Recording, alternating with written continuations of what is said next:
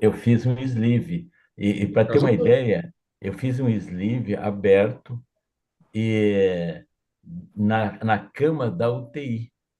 Não tive como Uhum. fazer na sala, na mesa de cirurgia. Que isso, E gente. como é que ele está agora? Que Messina está? Então, Não, eu vou ver se eu consigo contatá-lo, tá? fala para ele, esse é um caso bom. É, Fazer. Exibe uma IPS, ainda mais aberto por vídeo, isso é um caso bacana. Vejo o IBC, me avisa. O IBC é independente, mas se ele faz o contato, avisa ele, manda ele me ligar. tá legal. Se alguém mais tiver algum caso, diabético, né? Me avise. Nós estamos aí com. As portas estão abertas, vai ter muita gente para operar aqui.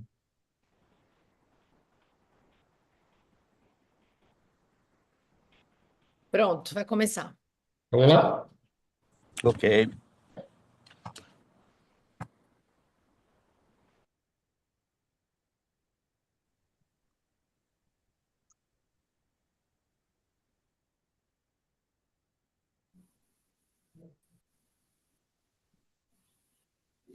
Então vamos começar. Muito boa noite. Me chamo Tamara Bittencourt, acadêmica discente, né? Presidente discente, o melhor da ABLAC, Associação Brasileira de Ligas Acadêmicas Cirúrgicas, capítulo Santa Catarina, em parceria com o CBC do capítulo Santa Catarina, estamos retomando o webinar do ano de 2024.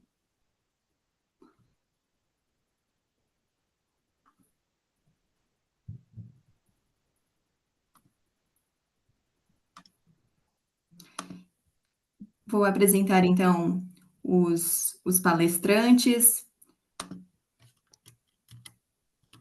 Teremos, então, hoje, administrando sobre cirurgia metabólica, o Dr. Alcides Branco, que é membro titular do Colégio Brasileiro de Cirurgiões, do CBCD, Colégio Brasileiro de Cirurgia Digestiva, da Sociedade Brasileira de Cirurgia Bariátrica e Metabólica. Ele também é especialista em cirurgia por videolaparoscopia, com área de atuação em cirurgia bariátrica e metabólica, médico responsável pelo serviço de cirurgia bariátrica da Santa Casa de Curitiba e chefe do serviço de cirurgia bariátrica do Hospital Cruz Vermelha, no Paraná. Teremos também a doutora Luciana comentando sobre o tratamento cirúrgico do diabetes tipo 2, de acordo com a fisiopatologia da afecção. Ela é mestre e doutora em cirurgia, idealizadora da Sanum Clínica, é um centro de diabetes e obesidade e saúde metabólica do Rio de Janeiro, e diretora executiva da Sobracil, Sociedade Brasileira de Cirurgia Bariátrica e Metabólica, do ano de 2023 a 2024. Passo a palavra, então, ao moderador deste primeiro webinar de 2024, o Dr. Felipe Koleski. Boa noite a todos, boa noite a todas.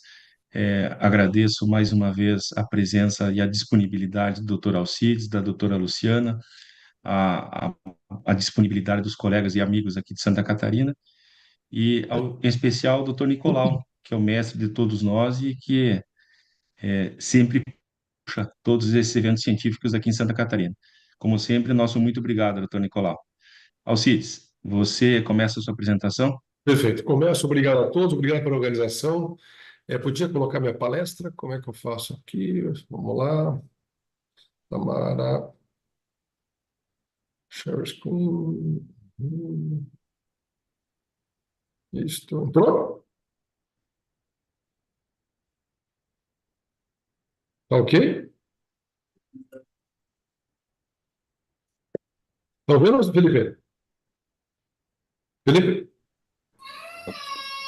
Ok. Oi, doutor. O senhor é só colocar em apresentação do começo, como falamos anteriormente. Começo. Essa apresentação eu fiz uma apresentação dessa aqui, foi também aí em Santa Catarina, sobre uma jornada que nós tivemos aí. E como me pediram para falar sobre doença metabólica, estudo da obesidade,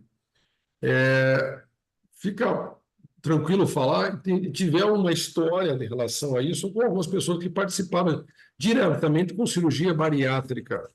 Não sabiam, talvez, tanto que estavam fazendo cirurgia metabólica, mas estavam fazendo cirurgia metabólica. E enfim, tiveram uma participação importante, são essas pessoas aí, depois, mais recentemente, esse pessoal.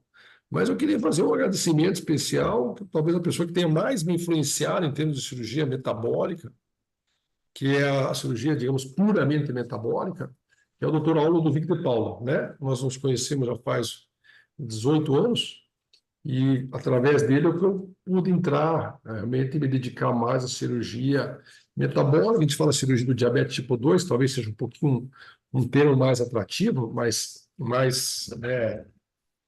chocante, mas talvez todas as pessoas aí que mais me influenciou em termos de cirurgia foi o Dr. Aulo de Paula.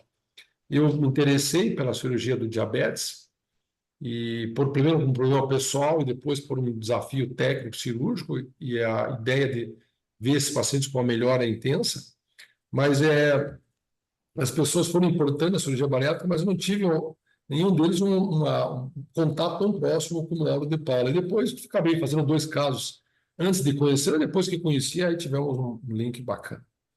Então, falar em cirurgia bariátrica e metabólica, elas se confundem um pouco, mas nós podemos dizer que a cirurgia puramente metabólica ela tem um viés diferente. Como a ideia aqui, como eu falei para o Nicolas, a gente dá um tema geral, nós vamos colocar algumas ideias da cirurgia bariátrica e depois nós vamos discutir especificamente a cirurgia do diabetes para pacientes não obesos, né?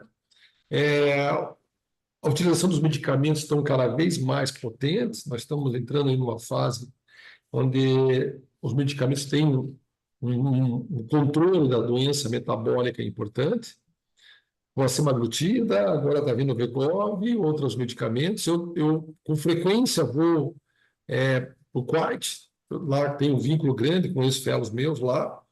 Tem um dos fellows nossos que colocava uma média de 30, 35 balões por mês, com as medicações, principalmente com o Wegovy entrando lá, de 35 ele caiu para 5 balões por mês. Por essa evolução da perda de peso, do controle da doença metabólica. Então, eu acredito que isso aí é uma situação onde que vai atingir muitos pacientes.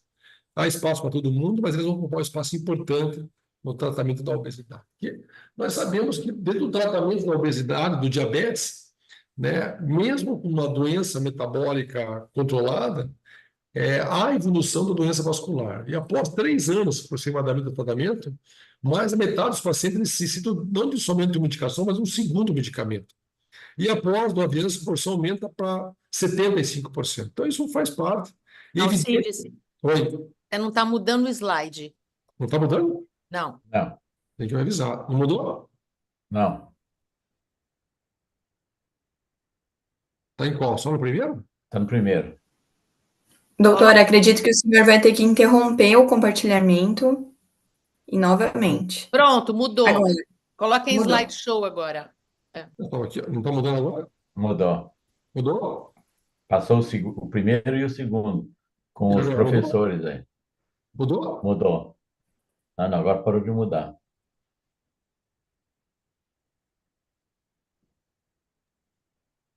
E agora, está vendo? Tá mudando, só que coloca em slideshow agora. Coloca a tela inteira, Alcides. Eu estou aqui, ó. Olha, Agora vai para a tela inteira, põe. foi? Não foi. Uhum. Acredito que seja o modo que o senhor compartilhou a tela lá no início. E agora? Não está mudando? Por enquanto, não. Teria a viabilidade do senhor interromper e apresentar novamente o compartilhamento? Claro.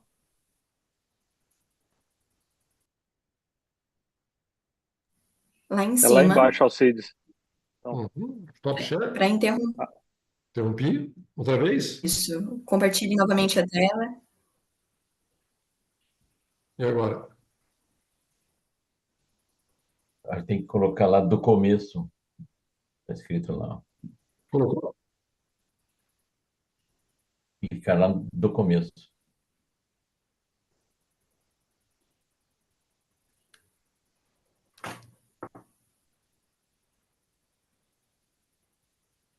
Eu acho que agora vai dar certo. Perfeito, agora sim. Deu? Deu. Ué, deu? Deu. Então, a progressão da doença e provoca hiperglicemia, que a hiperglicemia faz na sua evolução os grandes problemas vasculares que nós temos. Após tratamento, 50% dos doentes necessitam de uma segunda droga, e após 9 anos, essa porção aumenta para 75%. Ou seja, a ideia é que o controle da glicemia seja efetivo, porque numa porcentagem importante dos pacientes não é.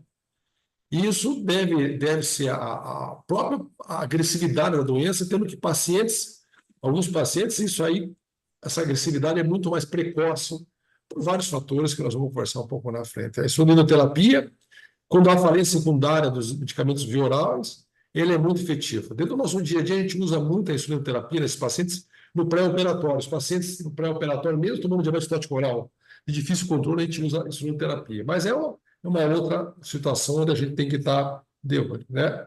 Aqui toda... Está passando, gente? Está passando? Tá. A toda a evolução da medicamento, se veja que a luta do diabetes, mais de 2.000 anos existe história de diabetes, na época de Nero já existe história de diabetes, né? A entrada da insulina em 1921, houve uma mudança importante, achamos que estavam sob o controle do diabetes, e olha, eu vou dizer para vocês, dentro de tudo que a gente tem visto, né, eu acredito que a única maneira de você controlar a doença do diabetes é a cirurgia, né? A sulfonilureas em 1950, glucovance, metagrip, rosiglitazona, né, rivaroxaban, e aí vai por aí, os medicamentos mais recentes, né, medicamentos, né, de grandes efeitos, de alto valor de custo, mas a gente vê que, desses anos todos, o controle do diabetes se torna muito difícil, não só o controle do diabetes, mas a evolução da doença vascular, né? A retinopatia diabética, né, as doenças vasculares de membro inferior, né, a impotência sexual, a disfunção erétil, a segunda maior causa de transplante renal no país, a primeira causa de retinopatia de cegueira é a retinopatia diabética, doenças cardiovasculares, né? Então se classificam em primeiro e segundo lugar em todas as doenças graves de morbidades e mortalidade no país. Aí você vê o custo grande que tem o diabetes, os problemas graves que o diabetes tem, né? Diante disso, nós temos as opções terapêuticas que podem determinar ganho de peso. Então, mesmo ele tendo um benefício importante no controle do diabetes, esses pacientes têm um ganho de peso. E aí se mistura tudo. Por isso que a gente fala de cirurgia bariátrica e metabólica, as coisas se misturam muito, porque esses pacientes, uma boa parte das vezes, eles são pacientes obesos ou sobrepesos, né? Nós temos uma experiência aí, depois que entramos na cirurgia do diabetes, para o paciente tem de 25, 24, 27, 28. Nós já conversamos com vários dos senhores e das senhoras, e esses pacientes não têm uma gordura visceral, mas a partir de 30, 35, 40, eles se misturam uma mistura de diabetes, obesidade, por resistência insulínica, etc., porque há um controle de peso, um controle da glicemia, um aumento de peso, né? Esses medicamentos, o controle deles é importante, não só para a hiperglicemia, como a hipoglicemia. Às vezes o paciente está no ambulatório, no consultório, a família preocupada que o paciente tem uma compulsão alimentar, hiperglicemia, claro que isso é muito importante, mas a hipoglicemia é grave e mata. Então, o paciente com hipoglicemia, né, dormindo e com a hipoglicemia severa pode levar ao óbito. Então, é muito importante. Eu digo, a hiperglicemia mata a longo prazo, a hipoglicemia mata imediato, né? Mas a intervenção em controle de glicemia não reduz eventos cardiovasculares, não reduz eventos cardiovasculares. Então, a evolução da doença, a lesão endotelial e a lesão vascular, ela é progressiva, né? À medida que o controle glicêmico melhora, o risco da hipoglicemia também aumenta. Aí você vê a hipoglicemia grave aqui embaixo, ó, quase 21% dos pacientes podem ter essas hipoglicemias, né? Vamos falar um pouco de cirurgia bariátrica, depois a doutora Luciana Janeiro vai focar na cirurgia do diabetes metabólica, mas dentro do que nós temos hoje em termos de cirurgia bariátrica, o controle da doença do diabetes é muito mais sustentável a médio e longo prazo. É aqui um trabalho em torno de 20 anos, onde ele mostra que é muito mais controlado. Outro trabalho italiano mostrando que a terapia medicamentosa, por mais agressiva e efetiva que seja, ela não tem como comparar em 24 meses com o bypass. Na terceira opção, nós temos as derivações bilipancreáticas, que é a base que sustenta as nossas cirurgias do diabetes. Hoje, o que nós fazemos, a primeira opção nossa, maioria dos casos, é a interposição ileal, com exclusão duodenal e exposição ileal do duodeno, mais simparectomia associada, que deriva uma boa parte da derivação bilipancreática, e é o procedimento que mais sustenta em termos de controle do diabetes a médio e a longo prazo, né? Independente dos mecanismos da doença metabólica, mas principalmente atuando os medicamentos antidiabéticos, nós temos que pensar na microbiota intestinal, no transporte de glucose, né, no metabolismo intestinal, nos hormônios intestinais, na sensibilidade dos medicamentos, né, nos ácidos biliares. Então, existe uma fisiopatologia que ela é diferente do mecanismo bariátrico, onde nós temos como base uma grande restrição e uma grande absorção. A cirurgia metabólica ela trabalha mais com a fisiopatologia da doença, né? Aqui o estudo clássico do Schauer, onde ele padronizou, ele avaliou 50 pacientes, 140 complementaram o estudo, né? E o que você vê realmente na cirurgia bariátrica aqui em torno de 1 ano, o resultado em termos de controle do diabetes é incomparável com o evento clínico. Eu acredito que novos trabalhos com essas novas drogas devem aparecer, mas independente disso aí, eu vejo que o tratamento ele é efetivo, não é resolutivo, ele é efetivo, mas a médio e longo prazo ele não sustenta como nós sustentamos a cirurgia metabólica. O trabalho que saiu não há muito tempo, em torno de 40, 50 casos de pacientes que foram operados na Inglaterra em 2000, e 40 ou 50 pacientes, não me recordo, que não foram operados em 2000. Em 2020 foi publicado no New England, onde que mostrou que a maioria dos pacientes que tinham sido operados estavam muito bem com a cirurgia do bypass. E a maioria dos pacientes que não foram operados em 20 anos, a maioria morreu, estava com doença grave. Então, é isso que a gente vê na literatura e é isso que a gente vê na evolução clínica dos nossos pacientes, né? Outro trabalho da Mingrão mostrando que não há uma remissão desse trabalho de 2 anos com o tratamento, com a terapia medicamentosa, né? Mas em relação às cirurgias, principalmente cirurgias com viés mais metabólico, como a cirurgia renal switch ou bypass, quase 95% há uma remissão desses pacientes sustento, né? Schauer, no trabalho dele, mostrou que no bypass gástrico ele é muito superior, 42%, nesses pacientes em torno de 1 ano, com a hemoglobina glicada abaixo de 6, e no tratamento medicamentoso em torno de 12%. Pode ser que isso venha a dobrar em termos de medicamento, né? Mas mesmo assim, eu acredito que a cirurgia, isso está comprovado que tem a sua efetividade muito maior, né? Não é muito comum os endocrinologistas nos mandarem esses pacientes, né? Mas quando eles mandam, infelizmente, são os pacientes mais graves, mas com certeza os resultados terapêuticos cirúrgicos são muito superiores a isso, né? Em relação a cirurgia bariátrica, a mudança de estilo, esse é outro trabalho também do CAMS, né? Mostrando o controle de diabetes em torno de 12 meses, a efetividade disso aí, clínica, é muito inferior, né? Outro trabalho também mostrando que o tratamento clínico em relação ao tratamento cirúrgico da hemoglobina glicada e outros dados importantes da doença metabólica, como a hipercolesterolemia, a hipertensão arterial, a cirurgia é muito superior em torno de 5 anos, né? Nós, desse momento que nós entramos na cirurgia do diabetes há 16, 17 anos, junto com o Auro, junto com a Luciana, junto com o Augusto Tinoco, né, mais recentemente, outros colegas foram adentrando. Nosso paciente é esse tipo de paciente, são pacientes com IMC baixo, né? Nós trabalhamos com pacientes nessa situação, com lesões renais importantes, com amputações de membros inferiores, com disfunção erétil, com lesões vasculares. Investigamos sempre esses pacientes, as arteriopatias de coronárias, sempre a angiotomografia, investigamos sempre as lesões de carótida, tomamos todo um cuidado pré-operatório, né? Esses pacientes são com IMC baixo, então nós não realizamos a gastroplastia vertical, nós fazemos realmente uma fundectomia, mas é impressionante, e todos estão convidados a conhecer o serviço nosso, e todos estão convidados ao BEST para vocês verem e comprovar a efetividade dessas doenças, dessa cirurgia. nessa doença, né? Os resultados são fantásticos. Ah, mas a remissão completa, alguns não. A Luciana acompanha alguns pacientes nossos, alguns não é completa, mas o controle da glicemia, da diabetes é impressionante nesse paciente. É esse paciente que nós temos o foco, sai um pouquinho da cirurgia bariátrica e entra mais especificamente na cirurgia metabólica pura, que eu diria para vocês, né? Tá?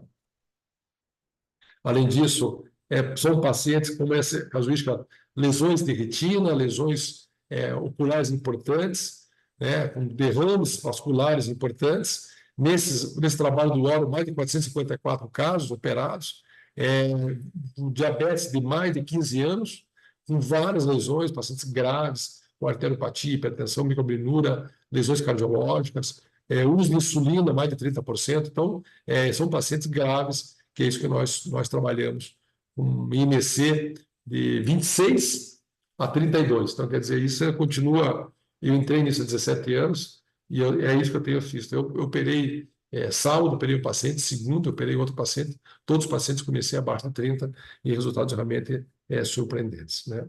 Tá? O que nós temos de controle da doença metabólica da cirurgia bariátrica é o que tem mais documentado hoje. Então, esse é um outro trabalho também mostrando que a médio e longo prazo, independente do tratamento clínico, ela não tem comparação em relação à cirurgia do bypass, ela é realmente bastante inferior.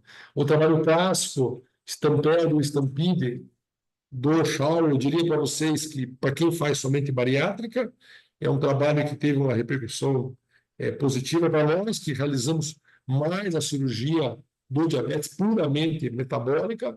É um trabalho que nos deixa mais convicto de que há o paciente da cirurgia bariátrica e há o paciente da cirurgia metabólica, né? Pensarmos em torno de 30% em 6 anos, em 60 meses, ter um controle do diabetes, com glicada abaixo de 6, para nós é bom, porque isso você coloca uma opção para os pacientes obesomórbidos, mas para o paciente que tem diabetes tipo 2 e não é obesomórbido, ou o paciente tem diabetes tipo 2 e é obesomórbido, nos convence que a cirurgia para o diabetes tem resultados superiores e muito mais sustentáveis a médio e longo prazo. Mas é um trabalho clássico, se os senhores não conhecem, vale a pena conhecer, onde mostrou que a cirurgia bariátrica está muito associada. Um conceito mais novo é você colocar a cirurgia bariátrica, ou bypass, ou sleeve, associado à terapia medicamentosa, que pode ser uma opção, uma associação junto com medicamentos, junto com os endocrinologistas, mas aqueles que querem entrar nessa jornada de ter um controle de diabetes sem medicação, na maioria dos casos, vem até nós, e o mecanismo é a cirurgia até uma potência muito maior, né? Outro trabalho mostrando um follow-up de 10 anos, em relação também ao medicamentoso, em relação à cirurgia metabólica com agressividade, um pouco mais da Mingrone, que é a Donalcite e o bypass, também mostrando que em torno de 10 anos era incomparável em relação ao controle clínico, né? Outra qualidade de vida, onde se mostra no círculo menor, em vermelho, o tratamento medicamentoso não consegue atingir todas essas opções em termos de melhora global do paciente, e só a cirurgia, principalmente cirurgias mais agressivas, acabam tendo uma efetividade muito maior, né? Nesse estudo de 94 estudos, mostrando o trabalho da cirurgia metabólica em todas as situações, né, independente do IMC maior que 35, aqui menor que 35, todos eles mostraram a efetividade. Então, aqueles que estão nos ouvindo, talvez se estejam começando, iniciando, sejam estudantes, o diabetes com obesidade, com certeza o tratamento melhor é o tratamento cirúrgico, né? Como mortalidade renal e como controle da renoproteção da doença renal, ele tem uma efetividade. Na evolução, você vê que não apresenta inicialmente uma lesão renal, uma albumina começa a aumentar, né? Isso vai trazendo a médio e longo prazo lesões renais, né? E começa a ter 47% na evolução de 60 meses, esses pacientes começam a ter uma insuficiência renal, prejudicando a função renal a médio e longo prazo, né? As lesões microvasculares estão muito presentes em todos os pacientes, é a maior causa de cegueira doença metabólica que nós temos. Então, a cirurgia bariátrica do bypass, ele acaba tendo aí um controle maior e na função renal mais efetivo do que o tratamento clínico, sem dúvida nenhuma, né? Mais uma situação da albuminúria, as lesões microvasculares que vão ocasionando, nesse trabalho de mais de 4.000 pacientes, mostrou que a cirurgia pode ser muito efetiva e ter um controle melhor da doença renal. Ela tem sua evolução. Muitos pacientes, mesmo assim, após a cirurgia bariátrica e até a cirurgia metabólica, eles acabam evoluindo para a máquina, mas a cirurgia metabólica, ela tem um controle, nos parece, muito mais efetivo e é um delay maior para esse paciente ter a complicação mais grave, né? O objetivo principal do controle de diabetes, sem dúvida nenhuma, é o controle, é o tratamento da doença vascular. Tentar, com isso, você controlar as morbidades, evitar as mortalidades a médio e longo prazo. É difícil, às vezes, convencer um paciente tomando 2 medicamentos para o diabetes tipo 2, com um IC de 29, 30, 1,70 m, 85 kg, 88 kg, 90 kg, com sobrepeso leve, tomando 2 medicamentos, uma doença evoluindo de 4, 5, 10 anos, e convencendo ele que ele pode ir para a máquina diálise, ele pode ter uma lesão renal, ele vai ter disfunção erétil, ele pode ter insuficiência vascular periférica, ele pode ter um evento cardíaco. É muito difícil convencer ele, às vezes, né?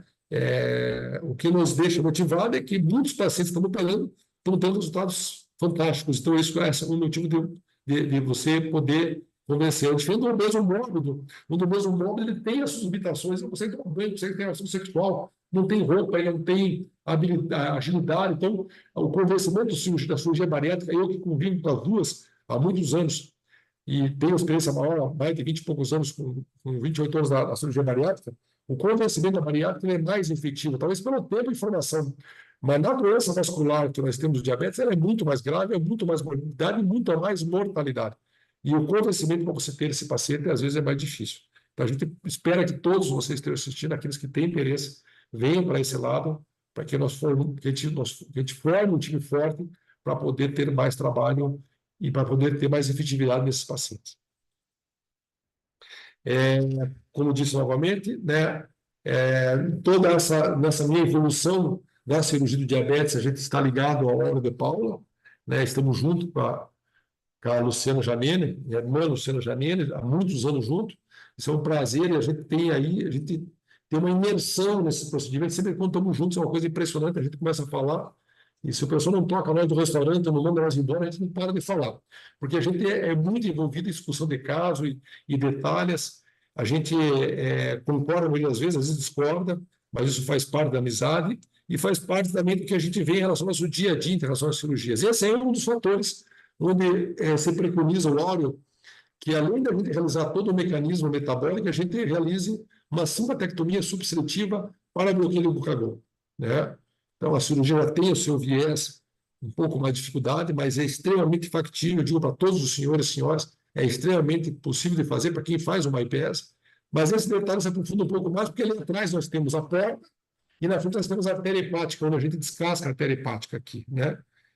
Isso dá um pouco mais de trabalho, é seguro para quem faz bypass, o que falta é a gente talvez trabalhar junto com aqueles que têm interesse para poder desenvolver. Nós temos um curso chamado Surgeon Craft, que vai para a 3ª edição agora, é organizada pela Luciana, pelo Lauro e por mim, onde a gente coloca junto aí para 4, 5, 6 pessoas, o Nicolas já participou do segundo, quem tiver interesse em participar vai ter um próximo aí, nós vamos colocar nas mídias sociais as datas, onde a gente pega na mão, a gente explica, a gente dá todos esses detalhes em relação a essa simpatectomia, que nos parece ser mais efetiva ainda para o tratamento do diabetes, né? Ela tem uma potência maior e a gente também está muito contente com isso aí. Dá mais trabalho, mais 40, 50 minutos, às vezes 1 hora, depende da situação que você tem, mas ela torna mais efetiva para o controle dessa doença terrível que é o diabetes tipo 2, né? Gosto sempre de colocar isso aqui em relação à liberação, que se questiona muito da interposição ileal, já tivemos várias conversas com o Lauro e com os advogados sobre isso aí. Então, agora todo um parecer para ser aprovado pela SCFM, mas eu já, paralelamente disso aí, eu tive uma conversa muito profunda com um advogado que trabalha muito com a área de saúde, né? e ele me comprovou que realmente a cirurgia, como eu já tinha falado, ela está aprovada pelo STF e nós estamos aí podendo fazer a interposição leal com bastante segurança e sem nenhum problema. É o que eu tenho feito, tenho consentimento informado, tenho pareceres de advogados, então eu estou fazendo isso aí da maneira legal. Perfeito? Alguns casos do nosso dia a dia, olha os casos do nosso dia a dia, feminino, 46 anos, diabetes, usa insulina há 10 anos, isso é uma coisa também que a gente mudou lá atrás, vocês se lembram? Ah, diabetes há tantos anos, tomando insulina não dá, hoje nós temos aí todo um controle nesse curso, a gente explica, a Luciana principalmente, e o Auro exaustivamente, como é que é a seleção dos pacientes para realizar o procedimento, então independente que use insulina há 5, 10, 15 anos, nós temos que entender se o paciente tem uma reserva pancreática e a cirurgia possa ser efetiva. Nós temos um podcast do Auro falando que, a princípio, todos os pacientes podem ser realizados a cirurgia do diabetes, todos. Tem que selecionar, mas a princípio todos, não deve descartar nenhum, né? Nesse paciente é o típico com hipertensão arterial sistêmica, vários temos a perda de peso, IMC 31,25, mas o foco maior aqui é o diabetes, né? Outro caso, 54 anos, esse paciente já é um paciente clássico praticamente, para realizar a cirurgia bariátrica, mas o nosso foco é diabetes, também com interposição no duodeno, 2 medicamentos, um de medicamento inicial, depois o segundo medicamento, o paciente já encontrou difícil, que a próxima fase seria o uso da insulina, também um paciente que se beneficia muito do procedimento. Outro caso, insulina 40, aí já entra o paciente com obesidade mórbida, que ainda hoje, né, eu tenho feito todos os pacientes com diabetes, praticamente, eu faço interposição no duodeno ou interposição no jejum, né? Isso há 10 anos de empobrecimento via oral, e esse paciente é o tipo de paciente que nos procura pela obesidade. Esse é bem mais fácil, né, que é o dia a dia também dos senhores, né? Mas o que nós queremos não é só esse paciente, queremos o paciente com IMC abaixo de 35, abaixo de 30, né? Tá?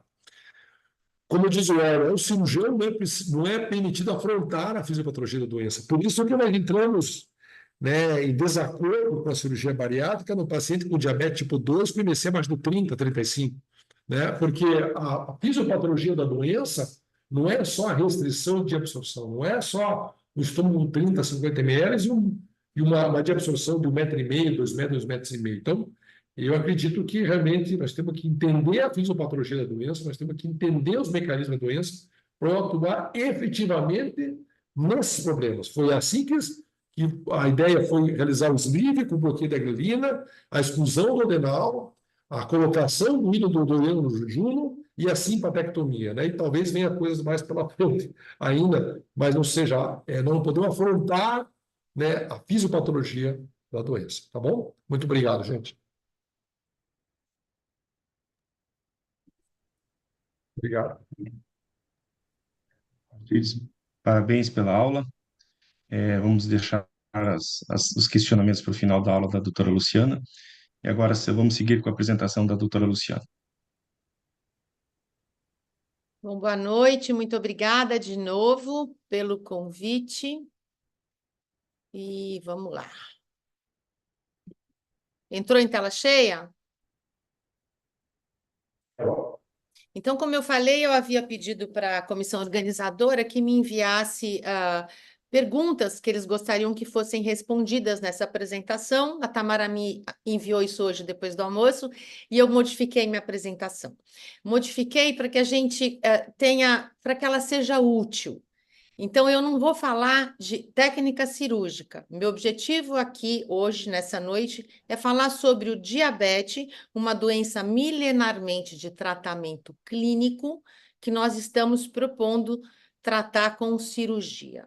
O que é que a gente precisa para fazer isso, para tratar o diabetes com cirurgia? Primeiro, a gente precisa conseguir passar o slide, né? Eu preciso tirar vocês daqui, peraí, senão eu não consigo enxergar. Bom, o diabetes é o diabetes, tá, gente? Não é a diabetes. O diabetes é uma doença crônica, de uma forma simples, o pâncreas não produz ou o corpo não consegue usar insulina, causando hiperglicemia, que tem um dano especial aos nervos e aos vasos sanguíneos. A maioria dos casos do diabetes em pessoas que têm obesidade, ela sim poderia ser evitada, com controle de peso e com estilo de vida saudável. Estilo de vida saudável, esquece, a gente não consegue. O tratamento mais difícil de ser alcançado é a mudança do estilo de vida, e isso serve para qualquer afecção. Em 2000 eram 171 milhões de pessoas, 2025 serão 300 milhões, em 2030, 366 milhões de pessoas. A taxa de mortalidade do diabetes não diminuiu, pelo contrário, ela aumentou em 3% de 2000 para 2019, sendo a principal causa de morte de 1,5 milhão de pessoas em 2019. Eu tenho que passar no mouse, desculpa, peraí. Olha só como é interessante, como o diabetes ele é um quebra-cabeça. Quando foi descoberto, um pouco antes da descoberta da insulina, achava-se que quem causava o diabetes era a deficiência de insulina. Depois da descoberta da insulina, não é deficiência, é a resistência à insulina. 6 anos depois, o problema é que tem gente que é sensível e tem gente que é resistente à insulina. Em 1990, foi então adicionado o problema da célula que produz insulina a fisiopatologia do diabetes, mas esquece, as coisas continuam sendo complicadas. E hoje nós entendemos que essa classificação binária do diabetes tipo 1 e tipo 2, claro, existe o diabetes gestacional, existe o diabetes causado por medicamentos, mas vamos pensar na classificação diabetes tipo 1 e tipo 2, talvez isso não possa ser mais usado. Isso é insuficiente, porque, tudo bem, todos os diabetes têm como desfecho final hiperglicemia, mas nós temos fenótipos metabólicos e clínicos diferentes, com mecanismos moleculares e patogênese diferentes. Hoje, o chamado diabetes atípico pode acontecer em 5 a 11% dos casos, dependendo da etnia. E olha que complicação. A gente está querendo tratar com cirurgia uma doença que sequer foi entendida até hoje, no ano de 2024. O que foi entendido é que existe uma explosão de diabetes e muita coisa mudou no diabetes, no tipo 1 e no tipo 2, principalmente a idade. Então, há uma explosão de diabetes tipo 2 em adolescentes. E 50% dos casos de diabetes tipo 1 são agora diagnosticados na pessoa adulta. É uma coisa diferente. Para o diabetes tipo 1, vejam, diabetes tipo 1 era aquele que ficava diabético na infância e era magro. Não é mais assim. 30% tem sobrepeso e 30% dos diabéticos tipo 1 hoje tem obesidade, o que não diferencia da população em geral. São conceitos importantes. Menos que 50% sabe que tem a doença e mais de 50% não consegue controlar a doença, não consegue controlar nem a glicose, nem a hipertensão e nem a dislipidemia. Então, é preciso considerar mecanismos não tradicionais causando o diabetes, assim como as complicações do diabetes. Os tratamentos convencionais, medicação, mudança do estilo de vida. As medicações tradicionais, todas elas causavam ganho de peso. As medicações modernas, que realmente revolucionaram o diabetes, principalmente análogo de receptor de GLP-1 e inibidor de SGLT2, assim como agonistas duplos, eles modificaram o tratamento do diabetes e também da obesidade, mas para a obesidade, eles sozinhos não serão eficientes, tendo limitação, porque nós não sabemos a eficácia em longuíssimo prazo e nós não sabemos quanto vai custar isso também. Quando eu falo de eficácia em longo prazo, e aqui vai um warning para os usadores de Ozempic, Wegovy, Mounjaro, bababá, ativação excessiva com análogo de receptor de GLP-1 pode levar à exaustão das células beta, isso inclusive no diabético, essas células que já estão estressadas metabolicamente. E nem todo GLP-1 é bom, porque a gente fica falando, GLP-1 análogo de receptor de GLP-1, então nós estamos falando aqui no GLP-1, quando a gente fala no efeito bonito, é o efeito pós-prandial. Mas vejam, o GLP-1 que é produzido no ilho, nas células L, principalmente, ele, quando medido em jejum, ele não é a mesma coisa. Então, hoje o GLP-1 de jejum pode ser marcador, inclusive, de quem vai ficar diabético. Eu tenho mais níveis em jejum e pós-tolerância à glicose em diabéticos e também em pré-diabéticos. E isso pode significar que a sensibilidade insulínica pode ser determinante do GLP1 de jejum. E aqui fica mais um aviso, então, para os usuários que não têm indicação de análogo de receptor de GLP-1, ou os que têm pouca indicação, ou os que querem usar. Para esses que usam o medicamento e não fazem dieta alguma, eles podem estar realmente causando proporcionando uma síndrome metabólica no futuro. Isso pouca gente quer discutir isso hoje, sabe? Porque, como vocês sabem, esse produto mudou o PIB do país que o produz. O diabetes tipo 2 tem uma importância genética muito maior do que o diabetes tipo 1, um risco relativo entre irmãos de aproximadamente 2, uma herdabilidade de 30% a 70%. O problema é que essa herança genética provavelmente é poligênica, então eu preciso de muita gente, de um N muito grande para mostrar isso. São muitos genes, por enquanto, todos com pequena penetração. O Brasil é o 6º país em caso de diabetes no mundo, e ele gastou 2 bilhões e 100 milhões de dólares entre gastos diretos e indiretos.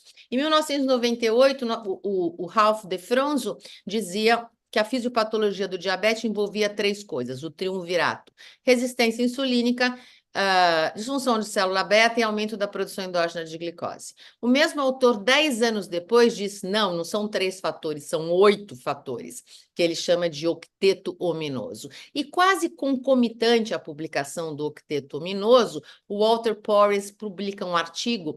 Quem imaginaria que uma cirurgia seria o tratamento mais efetivo para o diabetes? Onde é que a gente está hoje? Quem é o octeto ominoso? Então, aos 3 fatores do DeFronzo somaram-se a lipotoxicidade, que é importantíssima. O tecido gorduroso branco produz substâncias que podem causar, por exemplo, mortalidade cardiovascular sem estar relacionado a coisa alguma. Lembrando que a capacidade de estocar gordura, triglicerídeo, no nosso subcutâneo é geneticamente mediada. Por isso que nós temos gente que tem um IMC de 29 e é completamente doente. E temos pessoas com IMC de 50 que têm hipertensão e problema articular. Além da lipotoxicidade, colocou-se o problema das incretinas, a deficiência da ação incretínica, o aumento da secreção de glucagon, o aumento da reabsorção renal de sódio e a disfunção hipotalâmica. Esse é o octeto ominoso. Só que eu vou adiante, não são só 8 fatores. Hoje nós conhecemos pelo menos 12 fatores. Eu coloco aqui os 12 discípulos do diabetes. E aqui a gente tem, então, o problema da célula beta, da célula alfa, eu tenho a resistência insulínica na gordura, no músculo e no fígado, eu tenho aumento da reabsorção renal de glicose, eu tenho uma disfunção do sistema nervoso central, provavelmente relacionado ao sistema nervoso simpático. Eu tenho o problema das incretinas, mas eu também tenho um problema de disbiose, de microbiota intestinal. Quando eu falo em microbiota, eu também estou falando em ácidos biliares. Eu tenho inflamação, eu tenho imunidade, eu tenho o problema do esvaziamento gástrico e eu também tenho o depósito de amiloide no pâncreas, ou o amiloide ou amilina. Como é que a cirurgia bariátrica impacta o octeto ominoso, que é o título da aula? Como é que a cirurgia consegue impactar a fisiopatologia da doença? Essa aqui foi uma pergunta que eu fiz para o GPT-4, se a cirurgia impactava o octeto ominoso. E o GPT-4, com a sua limitação por enquanto, disse que sim. Em vários aspectos, a cirurgia impactava o octeto ominoso, no aumento da resistência insulínica com perda de peso, a perda de peso mudando a lipólise, a mudança do trânsito gastrointestinal atuando nas incretinas, a cirurgia haveria mecanismos hormonais diminuindo a reabsorção renal de glicose, a alteração nervosa, que é o que a gente menos fala, mas talvez seja o que realmente diferencia a cirurgia dos remédios que virão por aí, a perda de peso com alterações hormonais agindo na produção hepática de glicose, assim como a melhora da função da célula beta.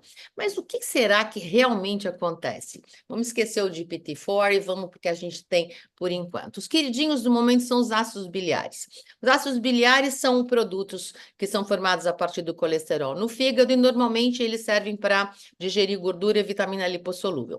Quando eles se ligam a 2 receptores principais, 2 ligantes principais, um no núcleo da célula e um na superfície, eles se transformam em hormônios. Eles são, hoje, os fatores mais discutidos, perda de peso independente que aconteceriam para a remissão do diabetes. Eu ainda tenho dúvidas sobre isso, mas existe uma literatura muito vasta. Então, esses efeitos hormonais causados pela ligação dos ácidos biliares a principalmente esses dois receptores, agiriam aumentando ainda mais a produção de GLP-1, na homeostase da glicose. Um deles teria uma ação específica na termogênese, que é o fator de Takeda, mas vamos adiante para não complicar, porque eu não quero complicar, eu quero simplificar hoje. Esses são os estudos randomizados e controlados que compararam cirurgia com tratamento clínico para o diabetes. Eu sei que essa aula fica gravada, e quem quiser pode acessar depois no YouTube. Então, a gente precisa dizer que hoje, no ano 2024, não existe nenhum estudo randomizado controlado que comparou tratamento clínico com tratamento cirúrgico, onde o tratamento clínico ganhou do tratamento cirúrgico. Nenhum. Então, o que a gente conclui no ano de 2024? É que a verdade é que nenhum desses estudos randomizados e controlados mudou nada. Ele não mudou a indicação, não aumentou a indicação, e eu acho que sequer mudou a importância que a cirurgia para o diabetes deveria ter. A gente pode até questionar se precisa fazer mais estudo randomizado e controlado, se esses até hoje não mudaram nada. Quando a gente fala em analisar o efeito da cirurgia para o diabetes no diabetes, nós vamos simplificar, porque a gente não consegue medir todos aqueles 12 fatores. Então, vamos ver o que a gente consegue medir para ver se a cirurgia está mudando alguma coisa. Então, a gente tem que medir pelo menos a sensibilidade insulínica e a função da célula beta, para ver se a cirurgia funciona. Para as pessoas que tratam diabetes com remédio, olharem para a cirurgia como realmente uma coisa potente, que não depende só da perda de peso. Então, quando eu analiso a sensibilidade insulínica, eu estou vendo só a insulina hepática, a do músculo fica fora. O gold standard é o clamp, ninguém faz clamp, porque dá trabalho, precisa internar, tem complicação, custa caro. A gente pode fazer o ROMA, que é um modelo matemático, e a função da célula beta poderia, o gold standard seria o Disposition Index, ou o índice preditor de diabetes, que é um índice que analisa a relação secreção-sensibilidade, mas eu posso fazer um teste de tolerância oral à glicose, lembrando, por favor, que não façam com glicose, faz com refeição mista, e eu posso dosar, além da glicose, da insulina, o peptídeo C e o glucagon nesse teste. O que acontece? E quando a gente vai falar nesses testes depois de cirurgia metabólica, a gente realmente não pode falar de técnica, porque a imensa maioria foi feita com 3 cirurgias: bypass, sleeve e BPD. Entre as 3, sem dúvida, a que foi estudada com mais sofisticação foi Scopinaro, porque muitos desses estudos foram feitos pelo grupo italiano, onde a cirurgia era a cirurgia de Scopinaro. E eu vou mostrar o que aconteceu. Então, quando eu fizer o bypass, eu precisava tirar isso aqui, porque eu não estou enxergando o meu slide. Pronto. Cirurgia bariátrica e resistência à insulina. Então, eu tenho recuperação parcial da sensibilidade à insulina antes que ocorra a perda de peso. Eu vou mostrar por quê. Mas se eu colocar um equilíbrio energético estável, ou seja, a pessoa parou de emagrecer, tá? Estável o peso. A resistência insulínica está aumentada quantitativamente em relação ao peso. Pacientes obesos, diabéticos ou não diabéticos, eles vão manter um grau de resistência insulínica, isso é para bypass. Se o índice de massa ainda estiver na faixa de sobrepeso ou de obesidade. Por quê? Redução de peso impacta em sensibilidade insulínica, mas impacta em sensibilidade insulínica de uma forma brutal quando você tem obesidade. Se eu tenho uma redução de 30% no IMC, numa pessoa de 46, eu tenho um aumento de 50% na sensibilidade insulínica. Mas se essa pessoa tiver 25 de IMC, eu não vou ter esse aumento na sensibilidade insulínica. Isso é uma exceção para os procedimentos, como eu falei, de má absorção. E aqui o principal seria o BPD. A gente pode pegar essa informação do BPD e colocar nas cirurgias ditas ileais, né? Eu soube ontem que a indústria não gosta que fala cirurgia ileal, eles gostam que fala cirurgia emergente. Então, eu vou falar cirurgia ileal. Então, nas cirurgias ileais, o mecanismo poderia ser semelhante. O que a gente observa, e aqui foi estudado em BPD, tá? O que esses doentes, eles ficam suprassensíveis à insulina enquanto eles ainda têm obesidade. Então, é um mecanismo diferente. Como eu falei, a primeira coisa que acontece depois da cirurgia é uma recuperação parcial da sensibilidade insulínica. E isso acontece por causa da resistência hepática. E por que acontece isso? Porque a pessoa está em jejum. Como eu falei, quando você volta a comer, a coisa não fica assim. Então, 3 dias de restrição calórica, eu diminuo 30% a produção endógena de glicose. Eu tenho redução do conteúdo hepático de triglicerídeos, menos gordura no fígado, mais lipólise. E talvez o que aconteça aqui não seja diferente do que é observado depois de uma restrição calórica. Esse trabalho, que é um trabalho da CEL, que foi super legal, que mostrou que o que acontece, o primeiro mecanismo, na verdade, é uma diminuição da produção endógena de glicose, ele foi reproduzido, eu vou mostrar daqui a pouco em um outro slide. Como eu disse, para cirurgia ileal, isso pode ser diferente. Isso foi estudado na cirurgia de Scopinaro. Lembrando que Scopinaro para diabético com IMC de 28 também não funciona. Ele tem um índice de remissão em longo prazo de apenas 9%. Tá? Então, na má absorção, todo mundo diz, eu não quero uma absorção, eu não quero uma absorção. A má absorção não é um mecanismo de ação. Talvez ela seja um mecanismo de ação, porque a diminuição do conteúdo lipídico pode mudar a sinalização celular, principalmente às custas dos ácidos biliares. Quando estiver acabando o tempo, fala, eu fico falando até amanhã. No bypass, se eu estudar indivíduos normoglicêmicos e diabéticos, a gente vai ver que o resultado é completamente diferente. A sensibilidade insulínica aumenta, mas ela permanece 50% reduzida nos doentes em longo prazo.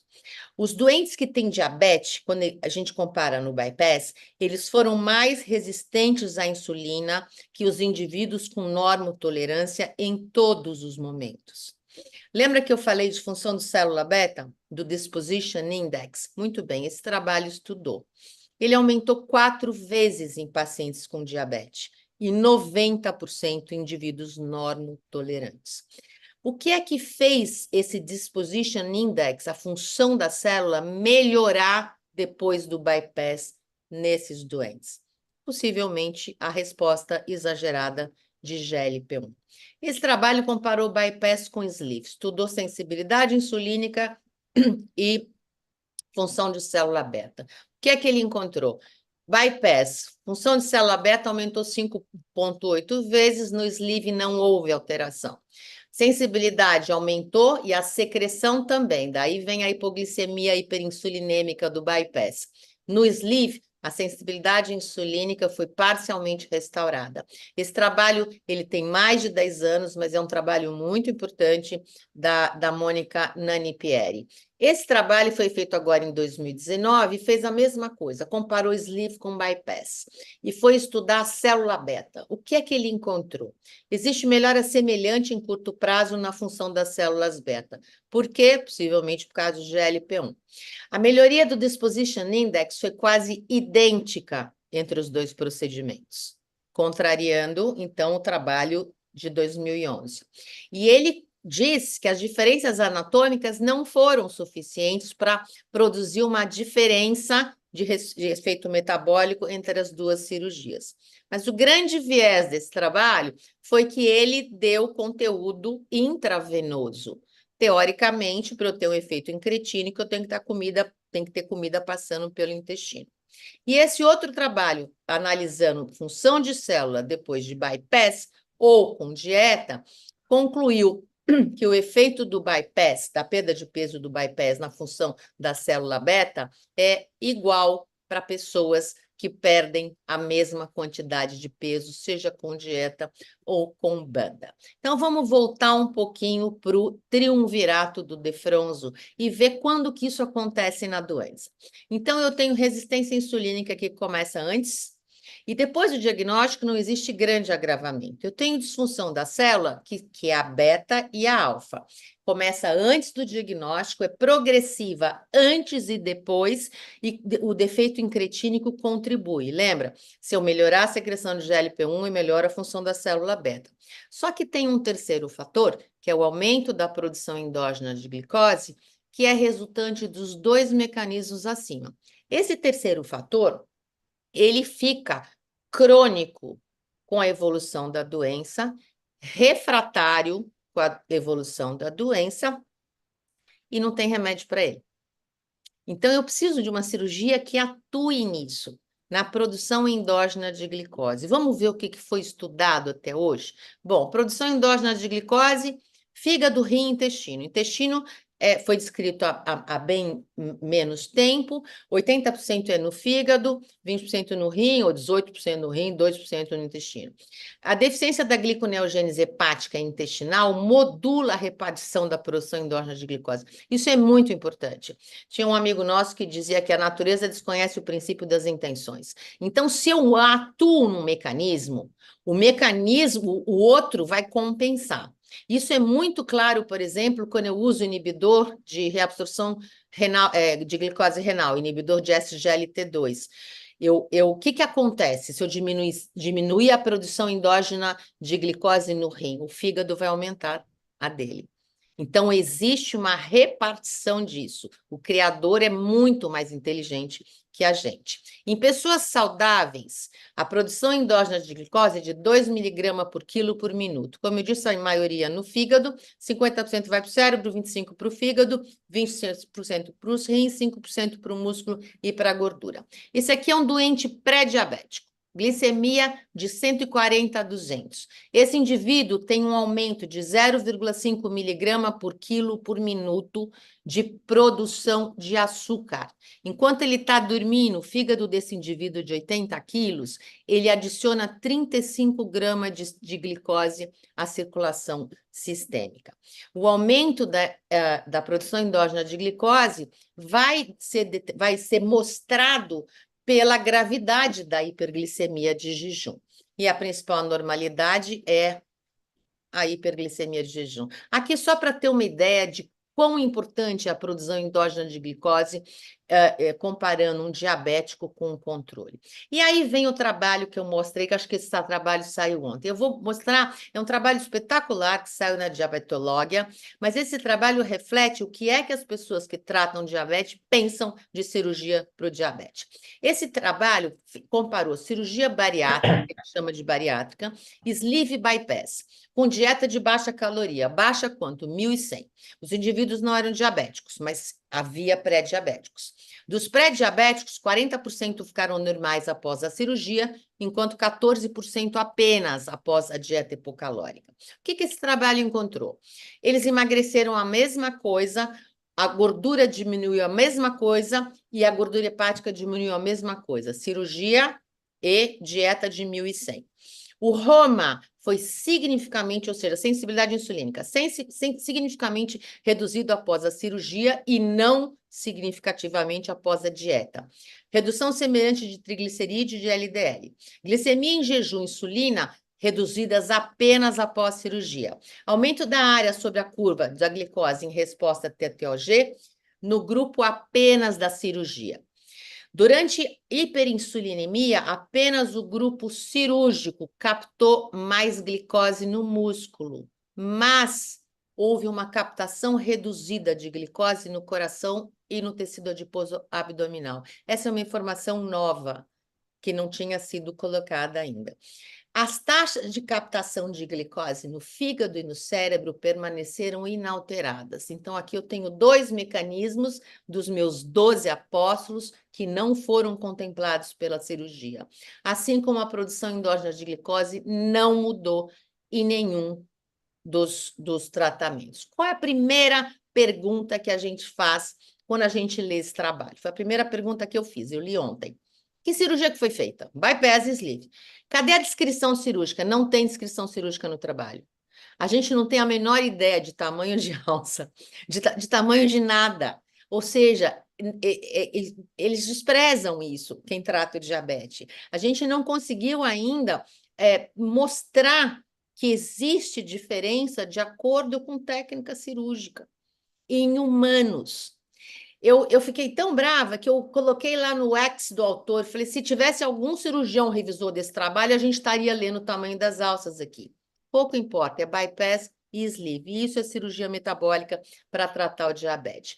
No rim também, em relação ao aumento da absorção de glicose, a cirurgia não age diretamente. O que acontece é que a remissão da hiperglicemia pode diminuir a carga de glicose. Quando a gente fala em cirurgia, eu não quis falar hoje especificamente de técnica cirúrgica, porque eu sempre falo de técnica cirúrgica. Eu queria falar do diabetes. E depois, num outro encontro, a gente pode comparar técnicas cirúrgicas, mas já assumindo que esse conhecimento, que a gente tem esse conhecimento, que todos têm esse conhecimento. O que é que a gente vai ler num trabalho? O que interessa num trabalho? Quem pode se beneficiar da cirurgia? Hoje é mais importante saber quem não deve ser operado, quando o objetivo é remissão do diabetes.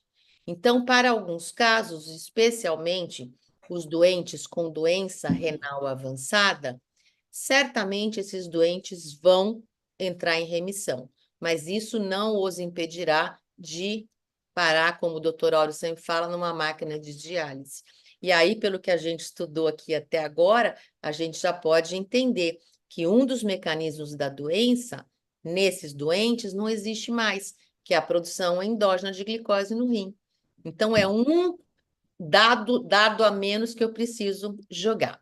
As complicações da cirurgia são nutricionais, são cirúrgicas e, no caso, principalmente do bypass, as hipoglicemias. As cirurgias ileais têm uma chance muito menor de hipoglicemia, lembrando que as cirurgias ileais têm sempre um tempo, que é a gastrectomia vertical, que tem o risco de hipoglicemia que o doente não conhece.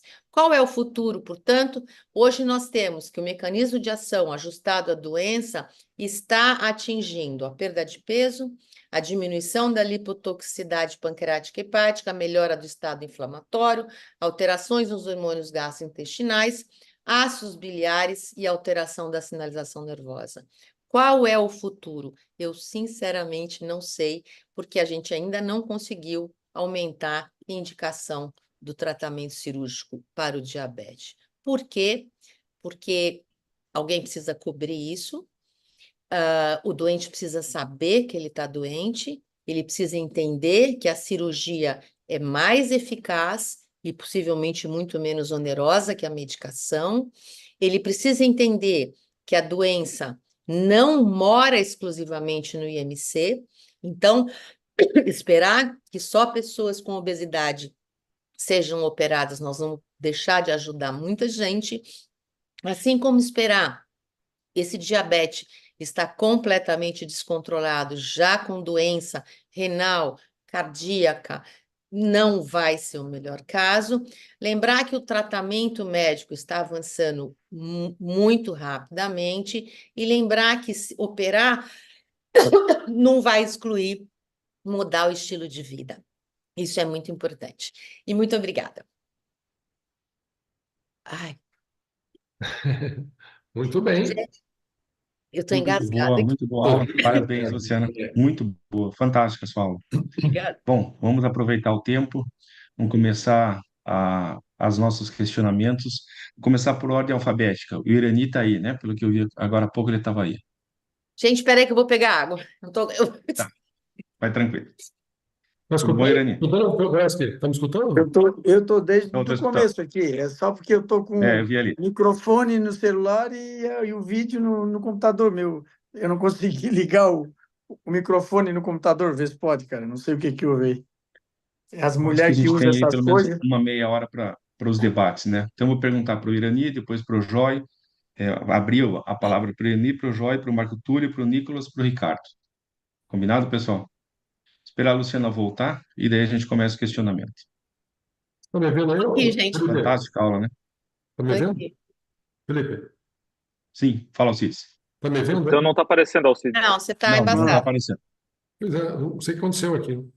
Você ficou tão oprimido, você gostou tanto da minha aula que você sumiu. Sempre gosto da aula. É sempre... Acende a luz aí, Alcide, acende a luz. Tá aceso? Tá aceso? Mas eu tô Alcides, tem que olhar na tela, Alcides. olhando. Olha, engraçadinho, né? Você viu que bom? Alcides, você não botou o band-aid na câmera, não? Não virou a câmera? Vê se não virou a câmera. Não, tá aqui, tá aqui, ó. Ah, é? Agora Agora deu, agora deu, Apareceu. agora deu. Então vamos lá, Irani. Essa Luciana é engraçadinha, né? Eu quero dar o parabéns aí, que é uma aula extremamente... Pena que é muito rápido, o cara fica raciocinando tudo aquilo ali, tu não consegue acompanhar o raciocínio da doutora aí, porque a gente acompanha o raciocínio cirúrgico, né? Mas clínico é mais complicado. Mas vamos em frente. E a dificuldade nossa aqui em Criciúma, doutora, é exatamente isso, é convencer o paciente de que o diabetes é uma indicação cirúrgica boa, né? E que é muito mais fácil operar o paciente obeso que tenha diabetes. E eu tenho feito, assim, não sei se o pessoal gosta ou não, eu tenho bastante DS. E a técnica que eu vejo melhor controle são os pacientes do DS, que envolve praticamente o ilho, né? E há 2 anos atrás, depois daquele congresso em Florianópolis, que o Kawahara mostrou o trabalho dele, que ele mede toda a alça, eu tenho feito há 2 anos todas as cirurgias com a medição lá do Kawahara. 40% da medida é jejum, desses 40% eu desabsorvo 70% em mulher e 75% em homem. Eu tenho tido um limiar bem tênue entre desabsorção e controle glicêmico. Só que a impressão, nesses 2 anos, que o paciente nenhum está tomando mais medicação. E com bypass antes, tinha alguns que eram mantidos com metformina até. Medicação básica, nada de até os insulino dependentes com peptídeo C acima de 1, sempre que eu meço. E, e, eu tenho um resultado bem melhor com DS. Agora tem essa inversão ileal, que nós vamos lá em Curitiba, minha vaga já está garantida, né, doutor? Está garantido, Irani, está garantido. Já está garantida a vaga lá, vamos ver se nós conseguimos aprender essa cirurgia, mas assim, a pergunta era, chega um paciente, agora eu tenho um paciente para operar, com diabetes e IMC de 35, o peptídeo C em 4, tá? 4. E ele é mineiro, tá, mora aqui, trabalha é engenheiro de mina, e ele não quer mais tomar medicação. A pergunta é, qual é a melhor cirurgia para ele, né? Será que eu mantenho... Porque ele está disposto, doutor, ó, faz o que é melhor para mim. Porque eu expliquei entre as 3, sleeve, bypass e o DS, que o bypass, teoricamente, 85% de controle, o DS 95%, mas tinha a inversão ileal também, que até falei, ó, tu não quer operar em Curitiba? Ele disse, vamos ver. Isso é uma coisa para nós conversar, doutor, também. Então, Irani, primeiro assim, esses índices de remissão, eles não são esses índices. Isso é o índice de remissão que a gente falava há 15 anos, né? Isso, Então, o índice de remissão do bypass em longo prazo, ele é de 29%, 29%, né? Isso com doente com obesidade. E o DS, ele é melhor, mas o DS tem o problema da má absorção.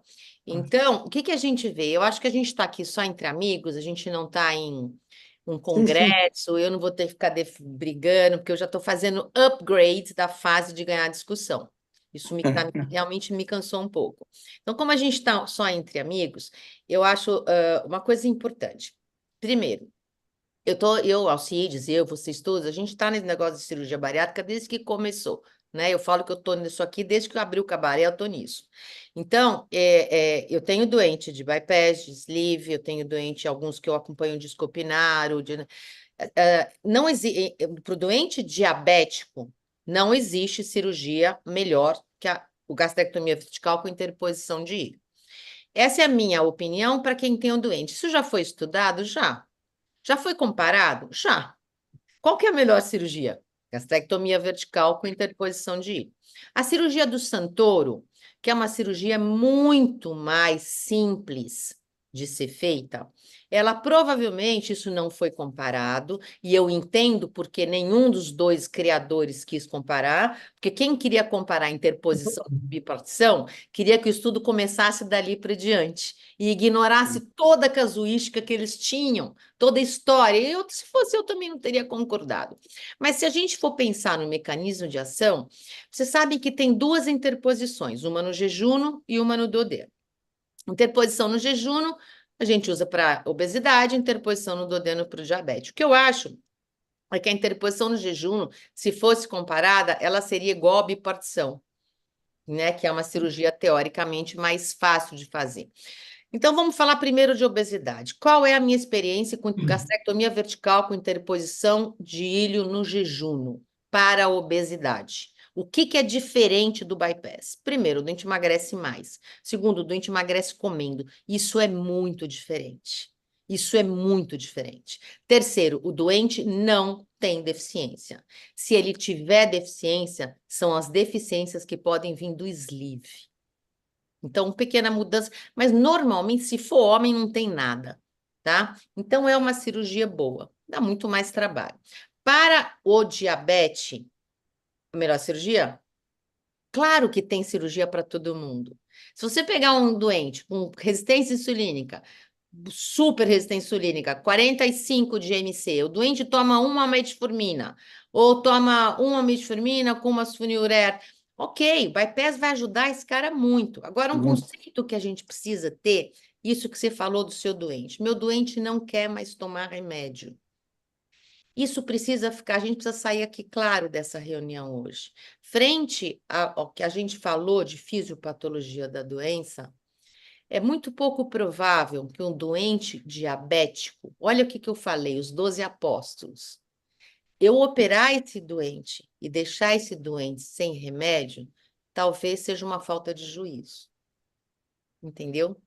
Talvez seja uma falta de juízo. Eu deixar esse doente sem um remédio, por exemplo, um inibidor do SGLT2, que é o transportador de glicose no rim, que pode efetivamente prevenir a insuficiência renal, que pode atuar na insuficiência cardíaca, é uma falta de juízo.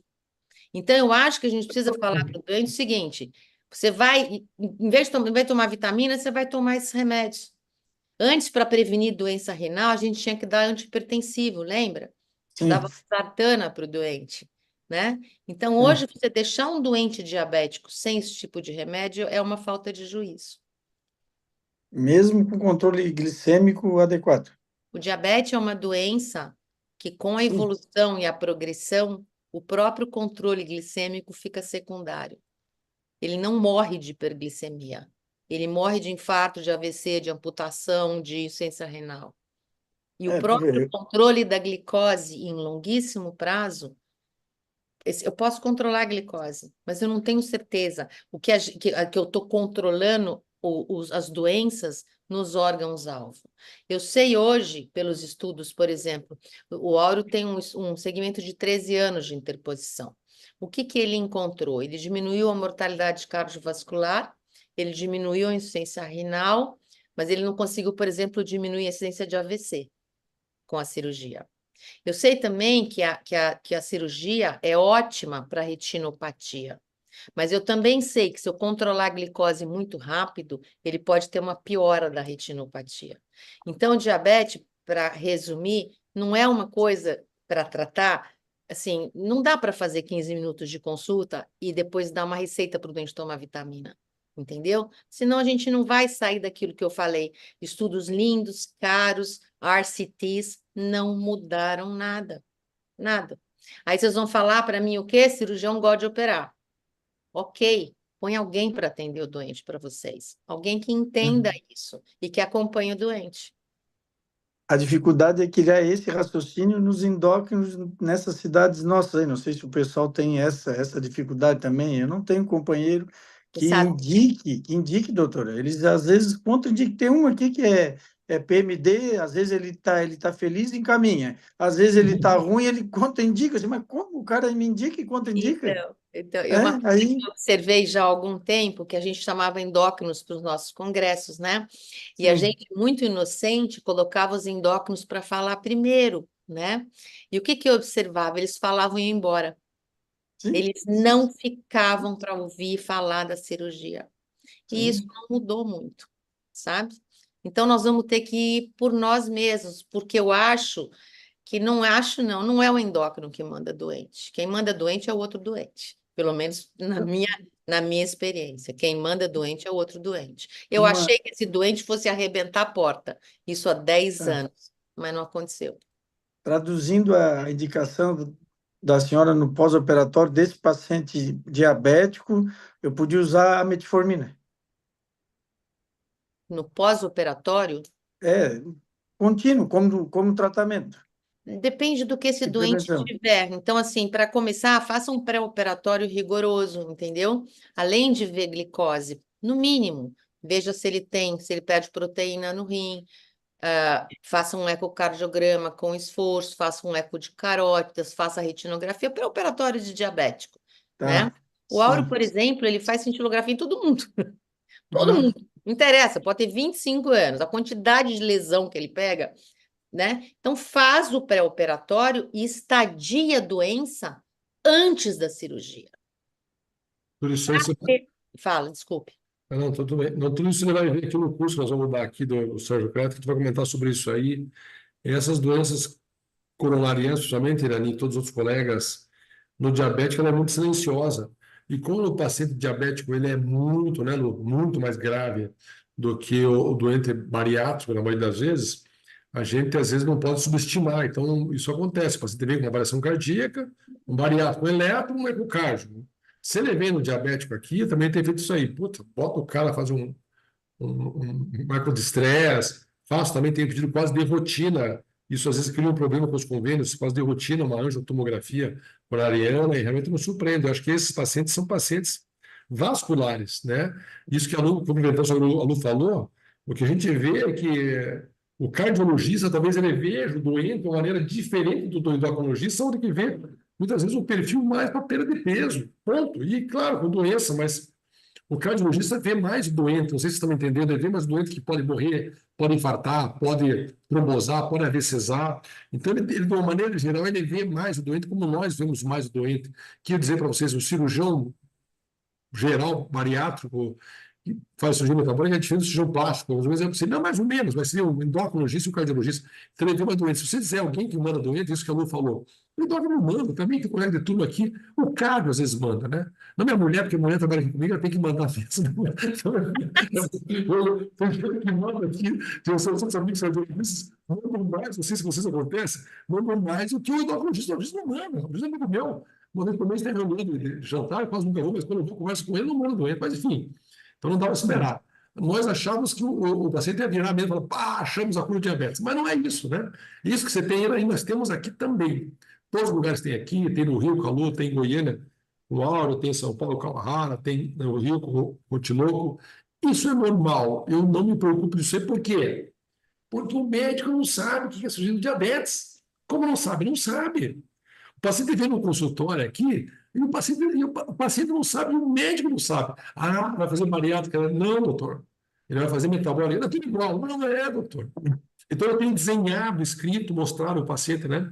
Isso é um trabalho formiguinha que a gente quer que você faça aí, que o Nicolas está começando a fazer lá, outros que vêm aqui fazer o curso façam também, entendeu? Nós temos que trabalhar, assim, nos unirmos, divulgarmos, né, e colocar isso aí para os colegas. É interessante isso que a Lu falou, eles não dão espaço para nós colocarmos esses eventos, essas situações, né? Vai ter agora o Windows Sul, está tendo agora, o Windows Sul está tendo agora. A endocrinologista, presidente da Sociedade do Sul, né, ela presidente da sociedade, ela falou assim, eu abri lá para você falar sobre interposição ileal, não deixaram. Não tem problema, Silmar, por quê? Não, porque a cirurgia não está aprovada. Eu falei, relaxa. Não, mas é um absurdo, vou lá. Estou brincando. Não brigue. Não deixe, não deixe. Pois é, a cirurgia não é aprovada, eu queria que você falasse sobre interposição ileal. Então, isso nós temos, dando agora, mandou hoje aqui a foto do Sul. Tudo bem, isso faz parte. Temos que fazer um trabalho de formiguinha. E aí, a gente que outras pessoas também, né, trabalhem com isso aí, comecem a fazer isso aí, porque a coisa assim divulga, né? O que mais, gente? O que mais, Felipe? Eu acho também outra coisa, assim, na dúvida, a gente pergunta, discute, a gente discute entre a gente, sabe? E discute, mas assim, eu acho que é melhor do que ser imprudente, sabe? Claro. Porque o cirurgião acha assim, né? Ah, eu sei. A interposição, então a gente viu isso muito, porque como uma cirurgia é tecnicamente difícil, ó, difícil não quer dizer que não pode ser feita, tá? Sim, é mais trabalhosa, né? Ela é mais trabalhosa, mas aí, ok, mas o resultado é diferente. Você sabe que lá em 2011 eu fiz minha tese de doutorado e foi interposição, foi 2010. E quando eu ia fazer o pós-operatório, chegou uma hora que eu não podia colocar na mesma sala de espera doente de bypass da interposição. Nossa, Começou a dar problema, sabe? Porque eram doentes tão diferentes, sabe? Um se não tinha comparava. um tinha mais deficiência, o outro não estava diabético, um estava sarcopênico, o outro, sabe? Então, são impressões. Agora, a gente entrou nessa. Nossa vida hoje, como eu falei, são estudos randomizados e controlados. E a experiência do cirurgião está indo para o buraco.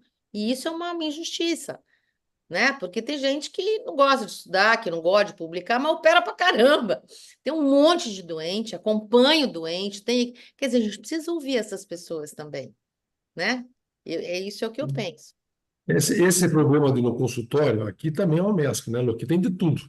Mas a interposição, ele é ao nível de satisfação do paciente, né? Agora, com essas mudanças aí, né, Nicolas, a Elê está sabendo também que o CFM está nos liberando mais, vocês vão ver na rede social, é impressionante, né? Os pacientes, você opera magro, cara de MSD 25, 26, você opera, bota o cara na mesa e o resultado tem sido assim surpreendente. A qualidade de vida, isso que a Lu falou na palestra dela, de poder se alimentar, comer, índice de hipoglicemia quase zero, um nível de regurgitação de vômito pequeno, qualidade alimentar é impressionante. Então, assim, nós que trabalhamos de bypass, que se possa imaginar, você vê na sala realmente o nível de satisfação, ainda bem, graças a Deus, entendeu? Que eu estou mudando quase toda a minha clínica nos últimos anos, tudo para cirurgia metabólica, entendeu? Então, eu estou muito animado aí com a interposição no jejum, a interposição do renal eu já faço há 16 anos, desde que tive contato com o Auro, isso aí me dá uma satisfação pessoal disso aí, né? Eu estava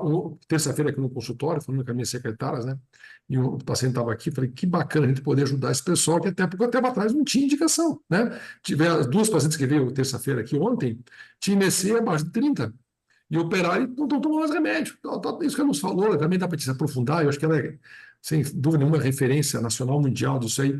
A doença cardíaca pode evoluir, o problema metabólico pode evoluir, a doença vascular pode evoluir, a lesão endotelial tem que fazer mas assim, ele sai da insulina, né, gente? Ele sai da insulina, pode se alimentar, pode ter uma vida melhor, ele não vai ter uma complicação grave, né, da diabetes, da evolução da doença, né? Então, eu acho que é muito, muito gratificante para todo mundo. Muito bom, Alcides, muito bom, Luciana. Joy, você gostaria de falar alguma coisa? É, boa noite a todos, muito obrigado aí pelo convite aí, Nicolas, nosso presidente do capítulo, né, e também esse assunto muito importante que hoje está sendo muito discutido em nosso meio, né, e assim, o que eu tenho observado com relação a gente, dos nossos, desculpa até, dos nossos palestrantes, que realmente esses trabalhos que estão sendo feitos por eles, né, e insistindo numa cirurgia ileal que realmente os nossos outros colegas ou recriminam por parte da sociedade, às vezes até entrado dentro do nosso congresso, e essa força que tem com relação à literatura brasileira está invadindo mesmo, eu acho que os nossos corações, as nossas ideias aí. Mas, enfim, a doutora Luciana, é o seguinte, eu queria comentar contigo que você falou sobre a cirurgia dos insulinos dependentes, né?